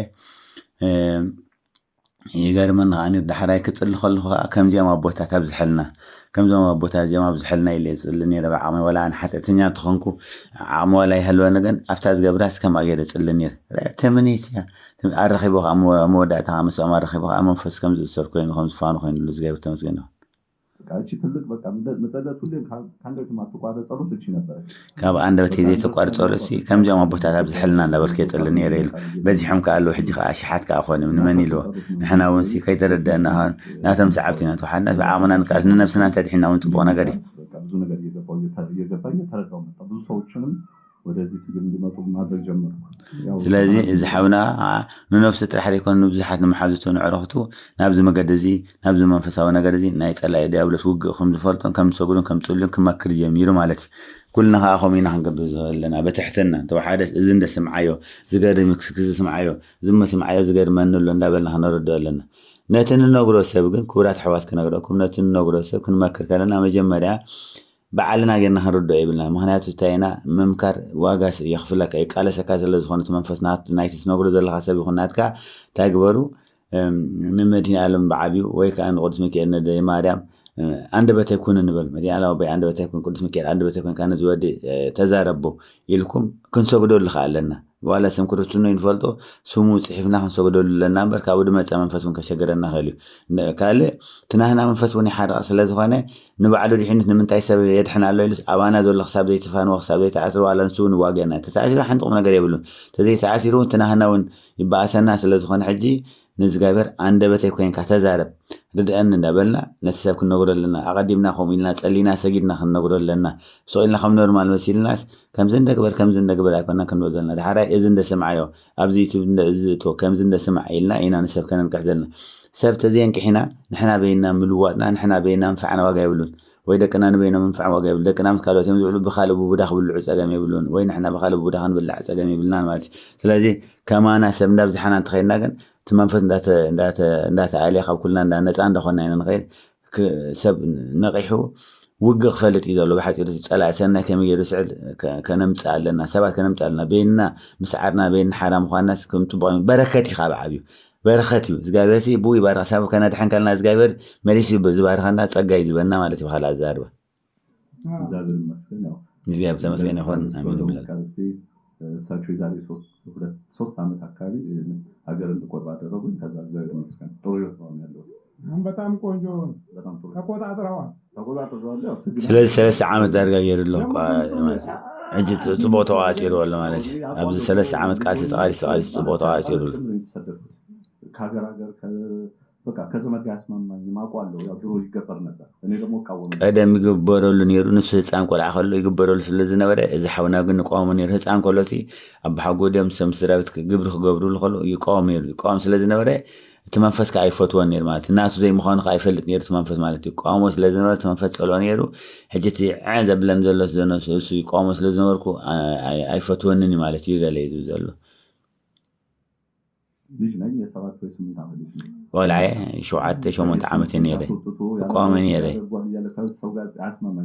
ምስ ቤተሰብ ይዘጣለኒ አይሳምዕኒ ምስ ቤተሰብ መሰብ ብላል ነፍሰይ ተፈለጥኩዋ ኣብዚ ስደት ምስ መጻኸየ ናትኩም ትምህርትታት ምስ ሰማዓኸየ ነፍሰይ ፈሊጥ ያለካ ከም ዝገበረኒ ዝኹሉ ሽግረ ይባና ይጸላእሰናዩ ተኾይነ ከም ዝኸውን ኣለኹ ተኾይነ ዕድል ይሰናኸል ኣሎ ተኾይነ ስራሕ የሸግረኒ ኣሎ ዝብዘልኹ ዝባይ ጸገም ኢልስ ክረድእ ክነቃሕ ኢሉ ማለት ነፋን አንድ ቀን ነው ውዳሴ ማድረስ ነበር ሊቢያ ላይ እነዚህ የሚያርፉት ይዘውኝ አጋጣሚ እነዚህ አይሴቶች በታምር ነው የሰው ጸሎትን ተወጡ ማርያም ስላጋንንት መናፍስ ክፉ ሴራ የተጻፈ መጽሐፍ ነበር እሱ ልጅ ነበረ أوزي أفليتي حجي انت يبذلو قبل بقى مسكرك عيسيس حيزو متمسح سبز حرز نور مالتي حجي أنا جن كاب انتو تو زمتاني راتو مصحف نايم نفسه قلت بسي وداسين ما دام نتقلن يتقلن يرس كم يجرا أزجابر كم يجرا يوحنس معايا በዛ ምክንያት ምርሃና ደኝ ብዬ ሙስሊም ማለ ፕሮቴስታንት ማለ በየጦርነታቸው ጸልዩጃ ያሰገዱን መጨረሻ ለቀቁንና ያው በሰላም ወጣ እጂ አባ መናፍቱ ይርዶ ስለዝነበረ ነዴ ማዳም ለተማሐጠኒ አድሕና ነዴ ማዳም ዓና ንኹልና አድሕና ሙስሊም ነሮም ጴንጤ ፕሮቴስታንት ነሮም ብላሎ አድሕና እና እንዳበልና ንጽልን ነርና ንሰግድ ነርና አሞዳተም አይሲሳ ሓንተ ይወር ንኹልና ፈንየምና ብላሎ ዝገበር ተመስገን ይሁን እዛኔ ነው ትንሽ ውዳሴ ማርያም ሲጀምር በዙሪያ ያለውን ጠላት አሁን መቁጠሪያ ላይ ሰው መቁጠሪያ መተት ነው ምናምን የሚለው ደሳቸው ነግራቸዋለሁ ከዚህ በፊት ከሶም ብቻ አላየሁም ከሳቸውም አላየሁም ገና እዚያ ጋር እንደ እንግሊዝ እንደገባው የዛሬ 9 ዓመት አካባቢ ምንም አላውቅም የጸሎትን ምግባሩም የለኝም ቤተክርስቲያንም መላለሳለሁ በዛ ሰዓት ነው ቀሚሷ ዘርፋፋ ቀይ ነች እንደዚህ ዛይ ወደ ደረጃ ተወጣና ከመስኮት ነገር ላይ ከፍታ ሳባ አርጋ መውጣት ተሰጣኝና በዙሪያ ያሉ ጥቋም ቆንጆ የከበቡኝ ታሳየኝና ብላቸው ልጅ አትፈራ ብላ ተሰወራለች ከዛም ዝገርም ሕጂ እንታይ ዘሎ መቁጠሪያ ሲሰምና አኹም ቆምኩም ወይ መተቲ ገለብሎ ግን መቁጠሪያ ኣነ በኣኹም ኣይኮንኩን ድፈልጦ ቅድሚ 9 ዓመት ኣብ ዓዲ እንግሊዝ ከለኹ ብግቡእ ጸሎት እውን ዘይገብር ዘይፈልጥ ከለኹ ኣብ ንእሽተ ዓሞም ጀማሪ ከለኹ ደቂ ሰብ ሕልምሲ ሓንቲ ቀያሕ ሰበይቲ ዘርፋፋ ክዳን ተኸድነት ኣዴና ቅድስት ድንግል ማርያም ማለት እዩ ፍንስራ ከፊታሲ መቁጠሪያ ተርእየኒ እሞ ብዙርያ ከዓ ጸለምቲ ነገር ይረአዩኒ ጸለምቲ ነገር ይረአዩኒ እሞ ዝኸቡኒ ዝበኣሱኒ ጸለምቲ ነገር ይረአዩኒ እሞ እንካ በዚ መቁጠሪያ ዝገይርካ ቀጥቅጦም ምስ ቀጥቅጥካዮም ክቃጸልዮም ክባረርዮም ኢላትኒ ካብኡ ተኣልያ ተሰዊራ ማለት እዩ ልክዕ ካብ ሽዑ መቁጠሪያ ከም ዝጠቅም ተረድዮ ካብኹም ሰሚዕ እውን በዚ ሕልሚ እዚኣ ነርየ ስለዚ ንዓይሲ ኣጋጣሚ ኣዴ ማርያም ርኣያትኒ ብገርሀ ከይፈለጥኩ ብሕልሚ ብላሎ ዝገርም እዩ ናይ መውፀሪያ ጥቕምስ ካብኡ የፈሊጠ እዮም እምበር ኣነ ክጅመር ከሎ መውፀሪያ ኣይፈልጦኒ ነይረ ካብኡ በዚ ክቅጥቅጥ ክሰግድ ምጀመርኩ ብዙሕ ፈተና መፂኒ ካብዚ ቃልሲ ጀሚሩ ማለት ይብላሎ ውግእ ተጀሚሩ ምስ ፀላእ ሰናይ ማለት እዩ ሕሪኡ ናትኩም ትምህርቲ ምርኣይ ጀሚረ ከመይ ጌርካ ትቃለሶ መናፍስቲ እንታይ እዮም ሽግሮም ከፅንዕ ጀሚረ ፕሮግራም ከታተል ጀሚረ ካብ ሃገር ናብ ሃገር እናከታተልኩ ግን ሰላም ከልየኒ ስለዚ ኣቦ ሓጎይን ነቦ ሓጎይ ኣቦውንሲ ክልቲኦም ዝወለዶሲ እንዳገበረ መፅእ ስለዚ ናይ ኣቦ ሓጎ ጥራሕ ዝኮነ ናይ ኣቦ ሓጎ ዋላ ቀድሚ እውን ክኸውን ይኽእል እዩ ንሱ ብተረድኦ እምበር ስለዚ እንዳተገብረሉ መፅኡ እዚ እንዳተዋረሰ ዝመፀ መንፈስ እዩ ማለት እዩ ንሰለስተ 4 ወለዶ ክኸውን ይኽእል እዩ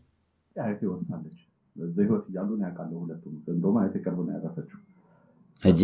ዓባይን ኣቦ ሓጎንሲ ክልቲኦም ተዋሪሶም እምነት መንፈስ ዓባይ ከዓ ብዝቐረባ ግዜ መይታ ብላሉ ከም ተዋርሶ ፈልጥ ነይረ ብላሉ በቅዱስ ዮሐንስ ሲታረድ ደም ይቀባል ቤቱ ግድግዳው اوكي حجي اب قدس يوحنس انا زري ازنور قدس يوحنس بقي خرر كله دم يقبعني مندق مالتي تجي دازو بلو زلو مندقسي دم لكنير مالتي قبرناتي لك عامتاوي زبزح غزي منافستي اب قدس يوحنس اب مسقال غير قبر زخفل لهم ناتومي منفس قبر زلمده بفلاي قدس يوحنس مسقالنا يحلفك انا ابو انت زغير كالو نسب يقطقطم يصابو مالتي حجي دم يلخيوا نيرم بقبري يقبروا له خمس نورو نتمنفس يقول له خمس نورس يفلت نير بهصانو تحيزو مالتي لازم تبلو مجب يكمل ማንም አይነካም 3 ቀን ከ3 ቀን ዝገርም ንዑ ተባሂለ ቃ ምግቢ ቃ ነቲ መንፈስ ተባሂለ ቃ በይኑ ምግቢ ይቕመጠሉ ነይሩ 3 መዓልቲ ይቕመጥ ድሕሪ 3 መዓልቲ እዮም ንሶም ዝበልዕዎ ማለት እስኪ ንስማዓዮ ነው የሚባለው የዛሩ ማለት እሙኻ ነቲ መንፈስ ተባሂሉ እቲ መንፈስ ንሰለስተ መዓልቲ ዘንበዮ ወይ ዝበልዖ ሃፋው ተፍዕሉ ዲዩ ዋላ ዝበልዖ ማለት በሊዕዎ ሁኑ ሰደሞ እቲ መንፈስ ተባሂሉ ተቐሚጥሉ ዝሕሉ ሰለስተ መዓልቲ ኢና ንሕና ንበልዖ ብላል ዝገርም እዚ ኣብ ካልእ ስድራ ቤት ኣብ ብዙሕ ስድራ ቤታት ክህሉ ይኽእል ነብስና ንፈስትሽ ንሕተት እንደነስድራና ነባሓጎና ዓባይና ብሂወ ዘሎ ንሕተቶም ከምዚ ከግበር ድዩ እንታይ ኣሎ ዝግበር ኢልና ንሕተቶም ዋላ ንሶም ተዘጊሮም ዝግበር ካልእ ገዛ ክፈልጡ ይኽእሉ እዮም ኣብ ካልእ ኣብ ጎረቤት ቤተሰብ ዝግበር ክፈልጡ ይኽእሉ እዮም እዚ ኣሎ ብጭቡጥ ኣሎ ቡን ክኸውን ይኽእል ደም ክኸውን ይኽእል ገለ ክኸውን ይኽእል ሓንቲ ሓፍትና ሕጂ ትዕለን ነይራ ኣቦይሲ በጊዕ ምስ ሓረደ ልክዕ በጊዕ ምስ ሓረደ እቲ ደም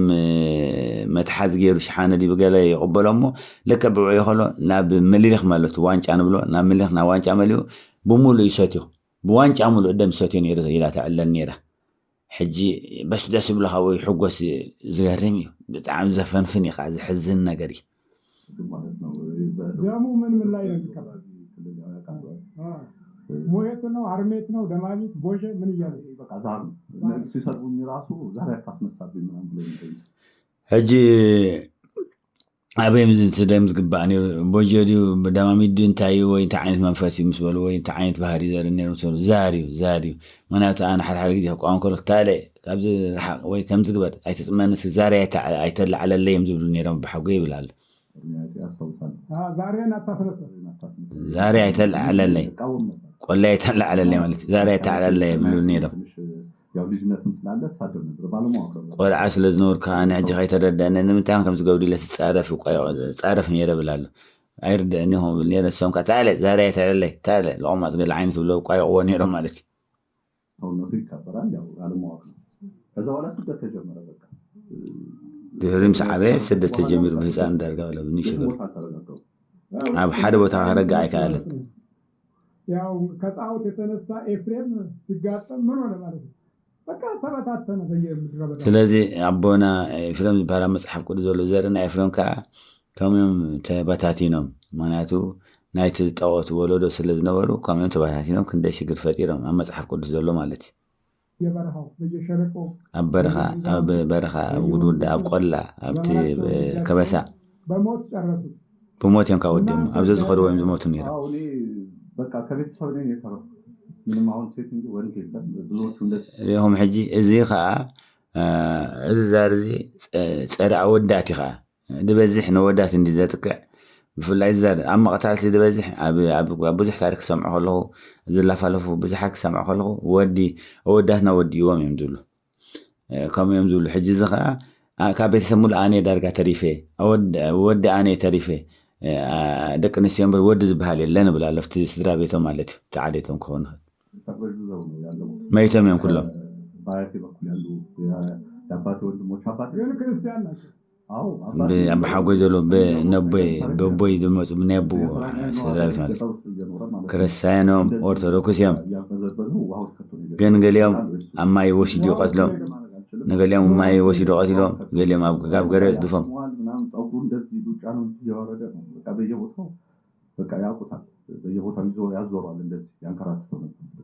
ينكرتون يريدوا أنا حدا خابته بلو زلا حاولوا بو يمثلني أبوي أما يوسيدوا قتلوا أبصر في أما يكون وسيدي قتل يا يحنقك جمرو كبيتسب درس የመናፍስት የዛሮች ጉዳት ይህን ያህል ዘመን ተሻግሮ እስኪመጣ ቤተክርስቲያንና አባቶች ነበሩ ወይ ስንል አዎ ነበሩ። ስለዚህ እዚ መንፈስ እዚ ካብ ስድራ ቤት ካብቲ ሕብረተሰብ ሙሉእ እናጥቅዐ ካብ ሰብ ናብ ሰብ እንዳተዋረሰ ሕብረተሰብ ክሕምም ክዕብድ ከሸግር ክሕንቕ ክቕትል ከሎስ ኣቦታት ነይሮም ዶ ወለዲ ነይሮም ዶ ካህናት ነይሮም ዶ እወ ነይሮም ኣለዉ ሕጂ ነይሮም ሕጂ እውን ኣለዉ ምክንያቱስ ብግቡእ እንተዘይተረዲእዎም ከምዚ ናይ ኣቦና መምህር ግርማ ነቂሖም እዚ ትሽግርና ኢሎም ኣሚኖም ተረዲኦም ተንበርኪኾም ፀልዮም ሰጊዶም እንተዘይተባረቢሮም ወላ ሓንቲ ክትገብር ኣይትኽእልና ማለት እዩ ገና እቲ ሕብረተሰብ ብቐሊል ክፍወስ ኣይክእልን ማለት እዩ ስቲል ክሳብ ሕጂ ማለት እዩ ታዲያ የሁሉም ጉዳት የስጋ ጉዳት አድርገን ዝም ብለን ስለምናልፈው እዚ ሁሉ ጉዳት ናይ ስጋ ጉዳት ጥራሕ ስለ ዝመስለና ስኢልና ስለንሓልፍ ወይ ስኢሎም ስለ ዝሓለፉ ኖርማል እዩ ዝመስለና ማለት እዩ ኖርማል ግን ኣይኮነን ማለት እዩ ማለትም ይብሉ ኣለዉ የጠላትነቱ ሚስጥር እንዲወጣም እንዲጋለጥም በሰው ላይ እንዲቆምም ናይ ፀላይ ሚስጥር ክወፅእ ክቃልዓን ኣብ ሰብ ዘሎ ሽግርን ሓደጋ ደው ክብልን ጠጠው ክብልን ክልወጥንካ ኣይድግፉን ኣለዉ አይፈልግ ለምን ሆኖ የሚለውን ጥያቄ ስንመልስ ትምህርቱም እውቀቱም ከዚህ ከመናፍስቱ ጋር ተገን ያደረገ ነው። ሲማሩ በእጽዋት ተደግሞ ታኾይኖም ዝቆሙ ታኾይኖም ከም ዝገብሩ ንምንታይ ክርዱና ዘይከኣልና ክንሓስብ ከልናቲ ዋላ ካህናት ይኹኑ ዝተምሃርዎ ትምህርቲ ብናይ መናፍስቲ ናይ ብቆፅለ መፅሊ ብኣቡሾ ብገለመለ ወሲዶም ዝተምሃርዎ ስለ ዝኾኑ እቲ መንፈስ ብግቡእ ተዋሪሶም እዮም ነዚ ትምህርቲ እዚ ክድግፉ ኣይክእሉን እሱ ፀጎም ኢልና ክንርዳእና ኸይዱ ይብሉ ኣለዉ ኣቦና 3 ቀን ወይ 5 ቀን ጨለማ ቤት ታስረው እንዲዋሃዱ እየተደረገ እውቀት በዚህ ውስጥ ይመጣል ብሎ ክልተ መዓልቲ ሰለስተ መዓልቲ ወይ ንሓሙሽተ መዓልቲ ኣብ ፀልማት ተዓፅዮም ፍልጠት በዚ ዝመፅእ እዚ ናይ እግዚኣብሔር በረኸት ኢሎም ክመስሎም ከምኡ ክመስሎም ክእል ወይ ከምኡ የብሎም ክኾኑ ማለት እዩ እዚ በዚ ዝመፅእ ፍልጠት ኢሎም ወሲዶም ተዋረስዎ መንፈስ እዩ ማለት እዩ ብኸመዮም ከዓ ዝመሃርዎ ነይሮም ብሎ ገመትና ከእንዲህ አይነት ጠላት ጋር ይጋፈጣሉ ብሎ መጠበቅ አይሆንም። ስለዚ ከምዚ ዓይነት ተዋሪሶም ዝተምሃሩ ካህናት ይኹኑ ከኣኒ ምን ከምዚ ዓይነት ፀላኢ ይዋጉ እዮም ክቃለሱ እዮም ኢልካ ምሕሳብ ከዓ ዕሽነት ክኸውን ኣይክእልን ምክንያቱስ ብፍቃዶም እዮም ከዓ ተዋሪሶም ብፍቃድካ ተዋሪስካ ኢኻ ቀሊል ነገር እውን ኣይኮነን ንሱ እውን ስኢሉ ዝገድፈካ ኣይኮነን ማለት እዩ ክርስቲያን ያለች ልጆችን ጣዖት በልቷቸው ትውልዶችን ጣዖት ይዟቸው እናት አባቶችን የክፋት መንፈስ ወርሷቸው ከጠብ ጋር ኖረው የጭቅጭቅ ህይወት የግዴለሽ ህይወት ኖረው ያለቁ ጥቂቶች አይደሉም። ስለዚህ ክርስቲያን ከለው ናይዚ መንፈስ ተዋሪሶም ደቆም ብሕማም ብጭቅጭቅ ብቆይቂ ሰብኣይን ሰበይትን ብከምዚ ዝሕለፍዎ ካህናት ክኾኑ ክእሉ ዓለማውያን ክኾኑ ክእሉ እቲ ሕብረተሰብ ዝዓንወስ መቁፀሪ የብሉን ከምዚ ዓይነት ተዋሪስካ ከዓ ሰላም እውን ክህሉ ይክእልን እዩ ትዕቢት መንፈስ እውን ኣሎ ብዓብዪ ማለት እዩ እየተከተከተ ነው ስለዚ ሕጂ ቦርድ ተኣሲሩልካ ኣሎ ፀገም የብሉን ክፋነዩ ሕጂ በሎ ቀጥቅጦ ሸለላይ ትበሎ ቀጥቅጥ ጥራሕ በርትዕ ኢሎም ኣለዉ ስለዚ ተኣሲሩልካ እግዚኣብሔር ተመስገኖ ተኣሲሩካ ዋላ ሓንቲ ፀገም የለን ከውፅሎም ሕጂ ኣቦና ቀሺ ሄኖክ ከዓ ናብኦም እዩ 3 ግዜ በዚ ምድረ በዳ ብሊብያ ተመላለሶ ሞት ሰጊሩ 3 ግዜ ሞት ሰጊሩ ተመላለሶ ናብ ኣቦና ቀሺ ሄኖክ ንሶም ከንታይ ይብሉ ምስክርነቶም ብግብሪ ዝረኣይዎ ኣብዝሓውና ማለት እዩ ንስማዕ እዮም እግዚአብሔር ይስጥልን እግዚአብሔር ያበለይ እግዚአብሔር ይመስገን አባታችን መንፈሱን ያው አስረውለታል አባታችን መንፈስ አሲሮም ለለው እኔም ማቀው እሱን ከ3 ዓመት በፊት ወይን አምባ ማርያም በማጠምቅበት ሰዓት ነው አነ ተፈጠቀም 3 ዓመት ኣብ ወይን አምባ ማርያም ከጠመቅ ከለኹ እዩ ሰዎች እንግሊዝ ሀገር ሄደው ለመኖር በሱዳን በሊቢያ በረሃ አቋርጠው ይሄዳሉ ሰባት እንግሊዝ ሀገር ንምንባር በበረሃ በሱዳን በሊቢያ አቋርጠው ይኸዱ በቲኾም ይኸዱ ማለት እንግሊዝ ሀገር እየኖረ በጣም በክፉ መንፈስ እየተሰቃየ የሚረዳውም አባታቶ እሱ ግን ኣብ ዓዲ እንግሊዝ ኣትዩ ነዚ ህሞት ዝሰጊሩ ኣብ ዓዲ እንግሊዝ ተሰቃየ እንዳሓመመ ዝረድኦን ኣቦስ ኢኑ ወይ ካህንሲ ኢኑ እዩ እዚ ሁሉ ሓደጋ መጽይዎ ማለት እዩ ቤተክርስቲያን ሲናገር እያገለሉት እየገፉት ቤተክርስቲያን ክነገር ከለኻ እንዳነጸሉ ከይተገደሱ ወይ ናትካይ በዓልካ ኢኻ ጭንቀት ናትካይ ገለ እንዳበሉ ማለት እዩ ክኾኑ ዝኽእሉ ከምኡዮም ከዓ ዝበዝሕ ግዜ መንፈስ ኢሉ ዝርድአካ ሰብ የለኒ ወይ መንፈሲ ከም ዝገብረካ ዘሎ ከም ዝግበር ንዓስክ ክሕግዘካ ወይ ዝብለካ እውን ኣይትረክብን ኢኻ ማለት በጣም ብጣዕሚ ኣብ ጭንቂ ዝነበረሉ ግዜ ሰዓት ብነፋሪት ከይመፅእ ናብ ዓዱ ወረቐት የብሉን ሕጋዊ ኣይኮነን ማለት እዩ እንታይ ደኣ ብሊብያ ክመፅእ ዝኽእል ማለት እዩ እንዳይቀመጥ ሰላም የለው አቡ ከይቀመጥ ሰላም የብሉን እንደገና ዳቦ ማለት ነው አንዳንዴ ከላይም ከታችም እሳት ነው በቃ ምን ሆነ ስለዚህ ብታሕትም ልዓለ ሓዊ ኮይንዎ ማለት በሊቢያ በሱዳን አድርጎ በፊት በገባበት መንገድ ተመልሶ ነው አማራጭ ስለዚህ ይብሉ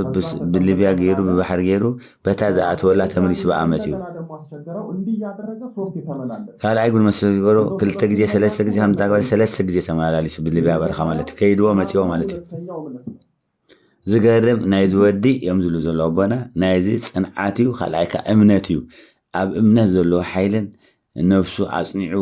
እምነት ሓይሉ ከምዚ ዝምግባሩ ዝገርም እዮም ዝሉ ሓቂ ካ ይገርም ንልብያሲ ኣይኮነ ሰለስተ ግዜ ማለት ኮ ሰለስተ ኸይድካ ሰለስተ ክትምለሶ ሽዱሽተ ግዜ ኣብቲ ሞት ሓደጋ ነፍስኻ ወፊኻ ኸይድካ ማለት ግን ኣብ ልዕሊ እግዚኣብሔር እምነት ስለ ዘለዎ ፍሉይ ጽንዓትን እምነት ነይሩ ዋላ ተጽንዓት ክትምጽማም ነቲ ስቃይቲ ክኸደ ፀገም የብሉን ኢልካ ምኻድ ንባዕሉ ዋላ ዝገጠመ ዋላ ይሞት ይመበላቡ ካልእ ሰብ ኣነ ስለዝኾነ ዋላ ብሞት ይበልኩም በነዚ ሽዱሽተ ግዜ ኮነን ሓደ ግዜ ክትከርቦም ብጣዕሚ ኣሸጋሪ ብጣዕሚ ኣሸጋሪ ከቢድ እዩ ማለት በዛ በረሃ ለመሄድ በነፍሱ ተወራርዶ ጸንቶ ወደዛ መጣ ሲመጣ ደግሞ እድናለሁ ብሎ አምኖ መጣ በዚ በረኻ እዚ ብምጻእ ምላስ ነፍሱ ወፊዩ ነፍሱ ኣብ ውሪዱ ኣወራሪዱ ማለት እዩ ማለት ዝገጠመ ዝምጻእ ዝገብር ከድሕነኒ ኢሉሲ ንምድሓን ህይወቱ ንምድሓን ሰለስተ ግዜ ተመላሊሱ በፊት በሄደበት መንገድ ነው ተቀዲም ዝኸዶ መገዲ ተመላሊሱ ማለት እዩ ችግር የትኛው አባት ነው የሚረዳው ያው ሕጂ ናይዚ ሓውና ናይዚ ወዲ ሽግር ኣይና የቦይ ዝርድኦ ኣይና የቦይ ተረዲኡ ሽግሩ ዝሕግዞ ከምኡ ስለሰኣኒ ኻነ ዝበረኻ ተመላሊስዎ ማለት እዩ አሁንም እንዲህ የተቸገርኩ ነው እየተሰቃየው ነው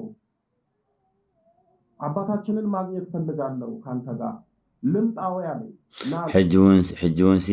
ሕጂውን እንዳተሸገርኪ ኣሸጊርንሎ እቲ መንፈስ ገና የሸግረንሎ ኣቦና ነቦና ክግርማ ማለት እዩ ኣቦና ክረኽቦም ይደሊ ኣለኹ ሕጂ ክመፅእ ዶ ናበኻ እንታይ ሓይፍ ኢሉ ምስ ሓተቶ ካብ ዓዲ እንግዲዝ ናይ መወዳእታ ንካናዳ ይኸይዱ ማለት እዩ ኣብ ካናዳ ዝቦታ መስለኒ ሓንቲ ሓፍትና ከምኡ ትብለና ወምሳና እንዲ ኣባና እንዲ ኣነ ነይረ ሶኽ ፈወስ ከሎ ገለ ኢላ ትነግረን ነይራ ምስ ነገርኳ ምስ ሓተትኳ ማለት እዩ ሰው እዚህ ከተማ ታስሮ ቁጭ ብሏል እሱ ለመፈታት ከእንግሊዝ እዚህ ድረስ መጥቷል ሰብ ኣብዚ ከተማ ተኣሲሩ ኮፍ ኢሉ ኣሎ ገዝኡ ክድሕኑ ናይ ቃለስና ኣሎ እሱ ግን ካብ ዓዲ እንግዲህ ናብዚ ንምድሓን መፅኡ ይብሉ ኣሎ ይህንን ልንማር ይገባል እዚ ክንመሃር ይግባአና እግዚአብሔር ተመስገን ይኹን ናቦና ክወስደኩም እንዴት ነው ድሮ የነበረው አካሄድ እና በዘመናችን ያለው መንፈስ አካሄድ 100% ልዩነት አለው ስለዚህ ቀደም ዝነበረ ትምህርቲ ዝመሃርዎ ተወሳኺ ቀደም ናይ መናፍስቲ ካይዳሲ ከምዚ ኣይኮነን ነይሩ ካብ ግዜ ናብ ግዜ ተፈላለዩ ናይ ቀደም ዝነበረ ካይዳ ይብሉ ከየዋህነት ጋራ ምስ የዋህነት ምስ ግርህነት ስለዝነበሮም ልውሃት ከዓ ስለዝነበሮም ተንኮል ስለዘይነበሮም ህልኽ ስለዘይነበሮም ቅሚታ ስለዘይነበሮም ወለድና ወይ ብሓኩታና ስለሰምዓልተ ተሓፂቦም ከድሕነኒ ኢሎም ብእምነት ከይዶም ትሕፅብ ኣቢሎም ተመፅኦም ዋላ ካህና ይሃለዉ ፀበል ከይዶም ተሓፂቦም ሽዑ ተፈዊሶም ዝመፁ ነይሮም ብዝቐለለ ይብሉ ኣለዉ ሓደ ቦ ከማን ቀደምሲ መንፈስ ዳእኮ ዋላ ብጨና ኣዳም ከማን ይካልኸሎ ነይሩ ሕብረተሰብና ኢሎም ይዕልሉ ነይሩ ማለት እዩ ሎሚ ጨና ኣዳም ኣይኮነ በስም ኣሚልካ ክትካልኸኑ ከቢድ እዩ ዘሎ ባህሩ ወሪስና ባህርና ወሪሱ ወይሱ ከዓ ንባህርና መሲሉ ሒዙና ብጉቡእ ማለት እዩ ከሄዱ በኋላ ደግ ናቸው ገብተዋል ስለዚህ ተመልሶ ለመያዝ ያለው አቅምና ጉልበት በጣም ደካማ ነው ስለዚህ ፀበል ተሓፂቦም ምስ ከዱሲ ቁኑዓት ስለዝኾኑ ተንኮል ክፍኣት ስለዘይብሎም ሰኡሉ ዝፋኖ መቐሊል ዝፋኖ ተመሊሱ ከኣቱ ኣይክእልን ነይሩ ምክንያቱ لوها سلازلهم كبرات حوالي بفلاي بزنا لوهاتي خنقولكم اب نشتي انا بزاني نشتي تحاجزن ወይ بحنسا موت راخن كتكت ወይ كنسجد كلنا اتن فوليا سبات ابي هوتي زغر من خصاح حجي زغطمن ولا بزح زي سجدا هنا زي صليا هنا نيشي عاو عمني طلع اتن لبن طعياز هنا ግን መንፈስ ደግ አይጸንሕኒ ዳርጋ ሰይሉ ወይ ከምዝ ለኹ ዛራ ለኹ ብላ ለኹ መን ይኻም ዝገብር ዘላት ሰይሉ ዝላፋለ ስለዚህ ሕጂ ልብና ልውሃት ተሊዋ ልብና ተዘይተለዊቱ መንፈስ አሸጋሪ መሆኑ አነ በግብር ሪኤ ፉልያት ሕዋት ያለዋ ተወሰነ ሓደ ክልተ ዝኾና ልበን ብጣዕሚ ቁንዑ ለውሃት ደንገቴን መንፈስ ካ ኮፍ አይብልን እዩ አበን ክመጽእ ከሎ ዋላ ካብቲ መጀመሪኡ ማለት ዝገርመኒ ስለዚህ ልብና ንለውጥ ካባይ ጀሚርና ልብና ንለውጥ ልብና ተሪር ለዛው ክብራት ሕዋተይ ጓልና ወድና ሰብዓይና ሰበይትና ልብና ንለውጥ ልብና ተዘይተለዊቱ رهرهن تزيمتيو قبل بنا زولو دفرت تزي قتلنايو نفسنا قتلنا مالتي نفسنا قتلنا سغانا قتلنا نفسنا تزيد حنا خباده يوانتو منغد يزغابتال لوها مخان ده مغد عطو لوبنا تقلقواچو ወደሚሄድበት ይሄዳል እጀቦና አንተ ያብዘል ታሉሃት لوهات مهلاو ابتسبسي تمنفس عدل هيبني كاتيكل يعصو تلوهات نايتسب يعصو تفنفس ما ابسلس مع الحاتيهم تايلنا مسرح ما غزو املاسو شعو قال بزي صقم مالتي سيول باهدم بزاو بيمندرونا بيمنامو يلكسكسال ولا سيول تزي كده منفس نفس سيول تفانو تبايل ولا انت زي كده ابت مندر زولوزل ابت خبابي ويبت برخه او سو الى خرته بالمبر ابتسب اي ملاسني ابتسب غنا ينبرني بلو زي قدامي حقم يمكا إذا لوها تسري بقبري قبل أبسوات رئيه مالتي هيا كان عندكن بيتمقوا دلقاچوال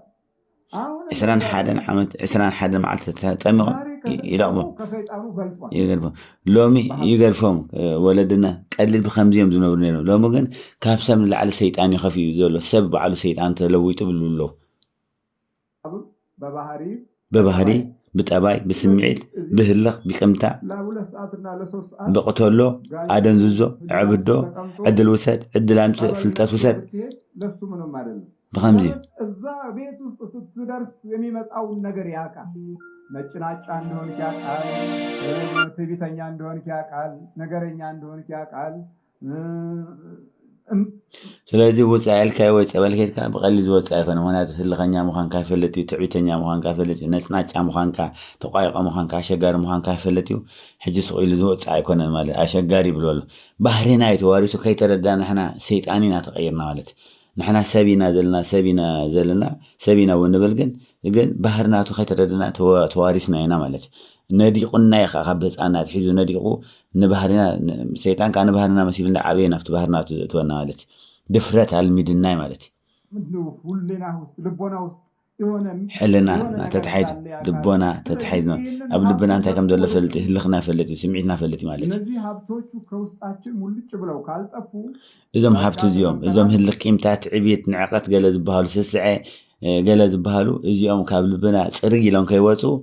መንፈስ ሰቂሉ ዝእሰር ሰቂሉ ዝቅጥቃጥ ሰቂሉ ዝገድፈና ይኮነ ክዋገአናይ ማለት እዩ እዚኦም ክሳብ ብግቡእ ንስዕሮም እዚኦም ቂምታ ህልኽ ትዕቢት ተንኮል ጽልኢ ባእሲ ስስዐ ኩሉ ድሓን ካልእ ዘይጠቐስክዎን ብዙሕ ክህሉ እዚታት ባህሪና ተዘይለዊና መንፈስ ሰቂሉ ዝእሰር ሰቂሉ ዝእዘዝ አይኮነን ከእግሬ ድረስ ብስብስ ነው ያልኩት ብለን ብናወራ እሱም አብሮ ይበሰብሳል ችግር የለበትም እጂታም ዘለውና ካብ ጽፍር ካብ ጸጉር ሰከሳብ ሰይኳ ብስ ኢላ ከምዛ ዓይነት ጸበል ተሓጢ ይብል ብማይ ኮ ጸበል ኮ ጀፍጂፈ በስ ቢሰንተልና ንስ ሓቢሩ ምሳና በስ ወላ ሓንጸገም ይብሉ ወይ ኣብ ገዛ ተሪፍሎ ወይ ኣብ ደገ ወፂሎ ወይ ካሶ ምሳና በስ ወላ ሓንጸገም ይብሉ ማለት ይቦና ይሄንን ልናውቀውና ልንገነዘበው የሚገባው እዚውን ክፈልጠን ክንገነዘበው ክንርዳው ኣለና ጸሎት ቦታ መኖር ጠዋት ማታ የአምልኮት ስግደት ውስጥ መግባት እጅት መፍትሐ ግን ነፍስ ወከፍና ኣብ ገዛና ተኽግበር ዘሎ ቀዳምነት ኣብ ገዛና ናይ ጸሎት ቦታ ምድላው ናይ ጸሎት ኣሳራ ናይ ኣምልኮ ስእሊ ናይ መድኃኒዓለም ናይ ስላሴ ናይ ኣዴ ማርያም ናይ ቅዱስ ሚካኤል ናይ ቅዱስ ገብርኤል ናይ ኩሎም ኣብ ገዛና ኣዳሊና ናይ ጸሎት ቦታ ምፍላይ ኣብታ መደቀሲና ዋላ ክትከውን ትኾን ምፍላይ ሽዑ ናይ ኣምልኮት ግዜ ምህላው ምንብርካኽ ምስጋድ ምጅማር مقطقات مجمال إذا أنت مفتحين قدمي تقبل قدمي مخنا ولا عند خدنا إذا أنت زجرنا ولا تقبل حسيت زي نخيد تقدم يقولون كشك عنا اللي مالك يملكوا سجدت أي قارة يملكوا سجدت أي قارة نقول أبصقنا زي قارة نقول لبنا بعد ما تا يمسكنا جراهن مبلغ نقول مشيت ناي مسكان جرا مبلع ممسكان كا ممسكان يملكوا سجدت أي قارة ممسكان كا أي قارة إني مالك ممسكان كا تمارة وين كا حجونا الشيطان هتحجزه من مرار قريبنا معزم قريبنا ممسكان بس ذل خي هو ممسكان تقامت لك أزجايبر رد أن الزخام بالما تقامت لنا أزجايبر رد أن دبلنا تاسقنا نتسلنا نتسلنا يقول ممسكان نتسلنا دخلنا يدنا سكن دخل ممسكان مالك ባሉት ሰዓት ቀንም ቢሆን በረፍት ጊዜ የጸሎት ስፍራ ላይ መገኘትና መጸለይ እጅን መዘርጋት ኣብ ጊዜ ኣብዝረኸብ ካሉ ቀትሪ ይኹን ንጎ ምሸት ይኹን ለይቲ ኣብ ጸሎት ቦታኻ ምርካብ ኢድካ ምዝርጋሕ ንእግዚአብሔር መንበርካኽ ከምዚኣ ተገይርና ኢና ኣምልኾትና ዝሕይል እግዚኣብሔር ዝረድአና ንሰይጣን ከዓ ነጨንቆ ንስዕሮ ማለት እዩ ካላ ዛረባ እጅ ዝዘረጋ አይወድም ኢድካ ንልዓል ምዝርጋሕ ኣይፈቱን ያደፈጡ ጠላቶችን በመቁጠሪያ ስትመታቸው ምልክቶች ያሳዩሃል ኣብ ውሽጥና ዘሎ መናፍስኻ ነቲ መቁጠሪያ ቅባ ቅዱስ ለኺና ባሪኽና ጸሎት ጌርና ክንቅጥቅጦ ከልና ነፍስና ምልክት የርእየካ ይብሉ ኣለው ትዘርእየና ምልክት ከዓ ንስማዕ እዮ ዛም ከነዛ ምልክቶቹ መብላት ማቃት ካብቶም ዘሪና ምልክት ምውራር ማለት ምንቅስቃስ ምቅጻል ምብላዕ ቀጭቀጭ ምባል ምብላዕ ምቅጻልካ ቃጸሎ ስማዕና ተኸንቅጥቆና ወይካ ይወረና ወረረር ይብለና ወይ ስኽፍክፍ ብለና ወረር ብለና ማለት ያቃጽለና ይበልዓናኻ በሰውነት ውስጥ መሄድ እንደ ድንጋይ መሆን ኣብ ውሽጢ ነብስኻ ምንቅስቃስ ወይ ከዓ ነታ ተቕጥቅጣ ዘለኻ ቦታ ልክዕ ከም ኣይስምዓካን ኣብ ኢድ ዝሃርብ ዘሎ ክሳብ ትብላ ኣይስምዓካን መንፈስ ስለ ዘሎ እቲ ዘለዎ ምልክት መንፈስ ከም ዘለና ምልክት መንፈስ የብልና ከይንብል ከም ዘለና ምልክት ካልእ በዚ እውን ጥራሕ ኣይኮነን ንኣብነት ኣባይ ዝነበረ መንፈስ መቁጠሪያ ብዙሕ ይጥቀም ስለ ዘይነበርኩ ቅድም ድሕራይ ኣብ ቴሌግራም ኣለዋ ጉሩብ ንዓን ብዙሕ ግዜ ደልየ ነይረ እቲ መንፈስ ዋግአኒ ነይሩ ንዓን ክረኽበና ኣይከኣልኩን ድሕሪ ነዊሕ ምስ ረኸብክዎን ግን ልክዕ ንዓደ ኸይበ ክቐጥቅጥ ምጀመርኩ ንዓይ ዝገጠመኒ ፍሉይ ነገር ኢኻ ነገር ንሓደ 6 ወርሒ ሙሉእ ዝኾነ ምልክት ከይሃበኒ ደስ ብለኒ ነይሩ ማለት ክቐጥቅጦ ከለኹ ፅቡቅ እዩ ዝስምዐኒ እዚ መቁጠሪያ ዝቐጥቅጦ ዘለኹ ፅቡቅ ይስምዓካ ኣሎ እዚ ፅቡቅ እዩ ሕራይ ፅቡቅቲ ኮይና ኣነ እንታይ ገድስኒ እዚ የለኹ እንዲኻ ትብል ደሊኻ ኣለኻ ዲኻ ነለኻ ናኒ ድፈልጠካ ድሓን ሓንሲልካ ተቐጥቃጥ ፀገም የብሉን ድሓን ደስ ዝብል ኮይና ፀገም የብሉን ኢለ ሶ ኢለ ክቐጥቅጥ ምጀመርኩ ድሕሪ 5 ወርሒ 6 ወርሒ ክንቃሳቐ ጀሚሩ ሽዑ ምልክት ክበኒ ጀሚሩ ስለዚ ከምኡ ካብ ኣብዚ ትምህርታት ብዙሕ ከምኡ ይገብረኒ ዝብል ሰብ ኣይሰማዕኹን ግን ንዓይ ብግብሪ ዝገጠመኒ ነገር እዩ ዝነግረኩም ከዚኻ ንዓይ ዝገጠመኒ ዝረኣኽዎ ማለት እዩ ሓንቲ ሓፍትና ከምኡ ትብለኒ ነይራ ኣጋጣሚ ዕላል አምስቱ የክፉ መንፈስ በህይወት ውስጥ የማድፈጥ ምልክቶች ናቸው ናይዞም 5 ከነጉርና ጸንዑ ምውራር ምብላዕ ቀጭቀጭ ምባል ከም እምኒ ምድንዛዝ ወይ ዘይሕመካ ምዃን ማለት እምኒ ምዃን ወይ ከዓ ምንቅስቃስ ዞም 5 ምልክታት ኢሎም ዘርአይናስ ርኩስ መንፈስ ከም ዘሎ ኣብ ነፍስና ምልክት እዮም ብልሎ ማለት በቀጥታ ሕቆና መንኩምና ክንቅጥቅጥ ከልና ወይ ርእስና ክንቅጥቅጥ ከልና ማለት አድፍጦ የመቀመጡ ምልክቶች ናቸው ማለት ተሓቢኡ ምቕማጡ ዘርኦ ምልክት ይብሎ ወይ ተሓቢኡ ከም ዘሎ ምልክት እዩ በርታ ዓጁኻ ብሎ ኣሎ ነዝሓውና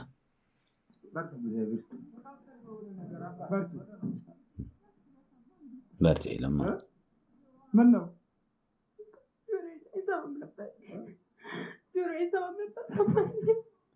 عندنا جورش ما يسمع هجزي اخا حفتنا كاليا جو اذني يسمعني طالا اذني يسمع فلايت حدا اذناندي قلت كاي مثلا كن سمعينا كان يسمعني طالا الى تومسي تبكل مالتي كمصطفى وسغري مو مالتي كنت خويني يسمع خميس قبرك نير بلوالو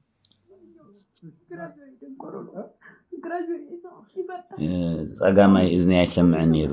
ጸጋ ማለት ሰማዕ እጃ ሰምዕ ደፈኒስ ክትሓዲ ለማ ሰምዕ ደለም ወይ ሰምዕ ህፃን ኮይና ያኻ እዝና ተደፊኑ ማለት ህፃን ኮለይ ደፊንዋ ማለት ሰማዕ ማለት ነው እንዴት አወቅሽ መስማት ነው በሁለቱም ሰማዕ ያለ ነበርና ይልሰይሰው ይሄን ነው كم غير كذا في كم سمع مسولها إذا صار ما إذن عتي لحد بس سمع كم سمع فريد خم تفوز كتردي إنه تبلال أهون يتشنج وزيقا مالتنا حجي خا تفاني الله أبزا حجي شعو أبزا زولو هذلو حجي تفاني الله بقى تاقنت له طريقة مالتي شعون مالتي زجايبر تمسكن يخون زجايبر تمسكن يخون كان ያለችው ስትመጣ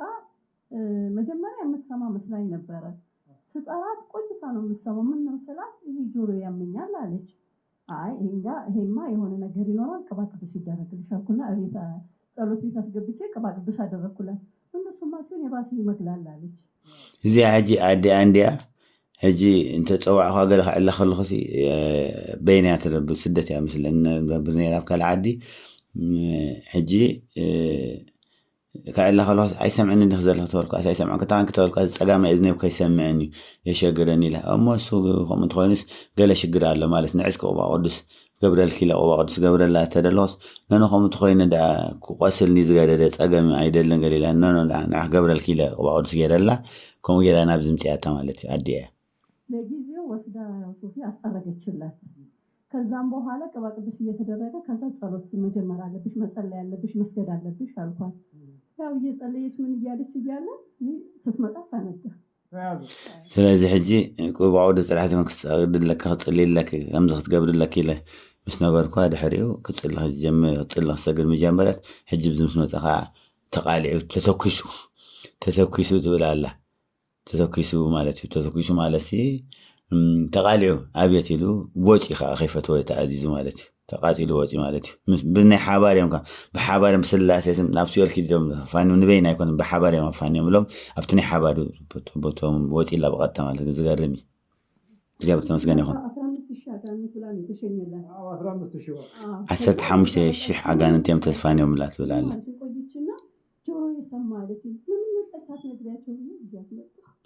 ሕጂ ዋይ እዝነይ እኳ ሰሚዑ ምስ በላት እነሲ ወንምንታይ ዳ ዘይትመስክሪ ዘይትነግሮም ንዕና የለስ ሒዘ ያ መፅያ ክትምስክር ያ መፅያ ትብል ኣላ እዛ ኣንዲያ ማለት ሰውን ገሞ ሰውን ተዳናጊርያ ደንጊስ ከዲኺ ገዲብ ክድዩ ምስምዑ ገለ ብሎ ኣሎ ሕጂ ብኩሎ ማእዝን ስማዕ ከለ የማን ፀጋሚ ስለዚ ፀጋማይ መንፈሳይ ዓፂዋ ነርቱ መንፈስ ማለት እዩ ፀጋማይ እዝና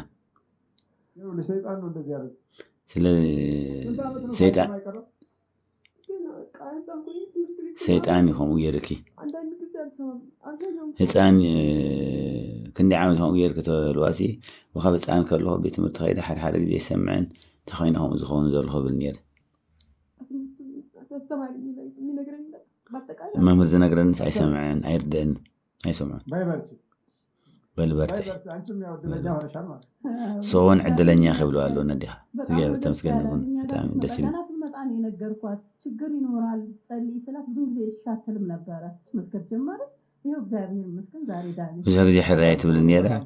ሓደ መስጋድ ጀምራ ጥላይ ጀምራ እግዚአብሔር ከዓ ከም ዝረድዩ እግዚአብሔር ተመስገን ይሁን ናይ ብሓቂ እግዚአብሔር ተመስገን ይሁን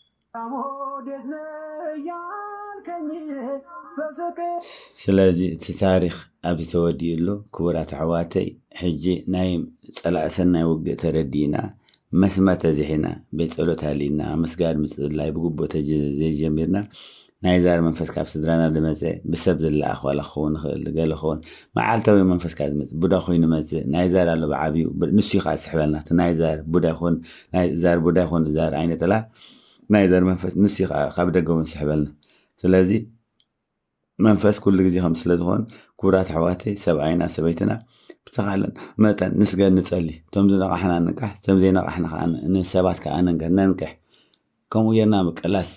ኢና ክንገብር ዘለና እግዚኣብሔር ከዓ ረዲእና ኣሎ ክረድአና ኢኻ ጥርጥር የለን ስለዚ ንበርቲ ዓጂኹም ስለዚ ንቃለስ ከምኡ ጌርና ጥዑይ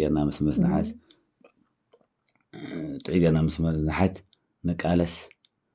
ክብሪ ይኹን ንመዲና ዓለም ክብሪ ይኹን ንስላሴ ጋእሲ ዓለም ዝኸበሩ ተመስገኑ ክብሪ ምስጋና ንዖም ይኹን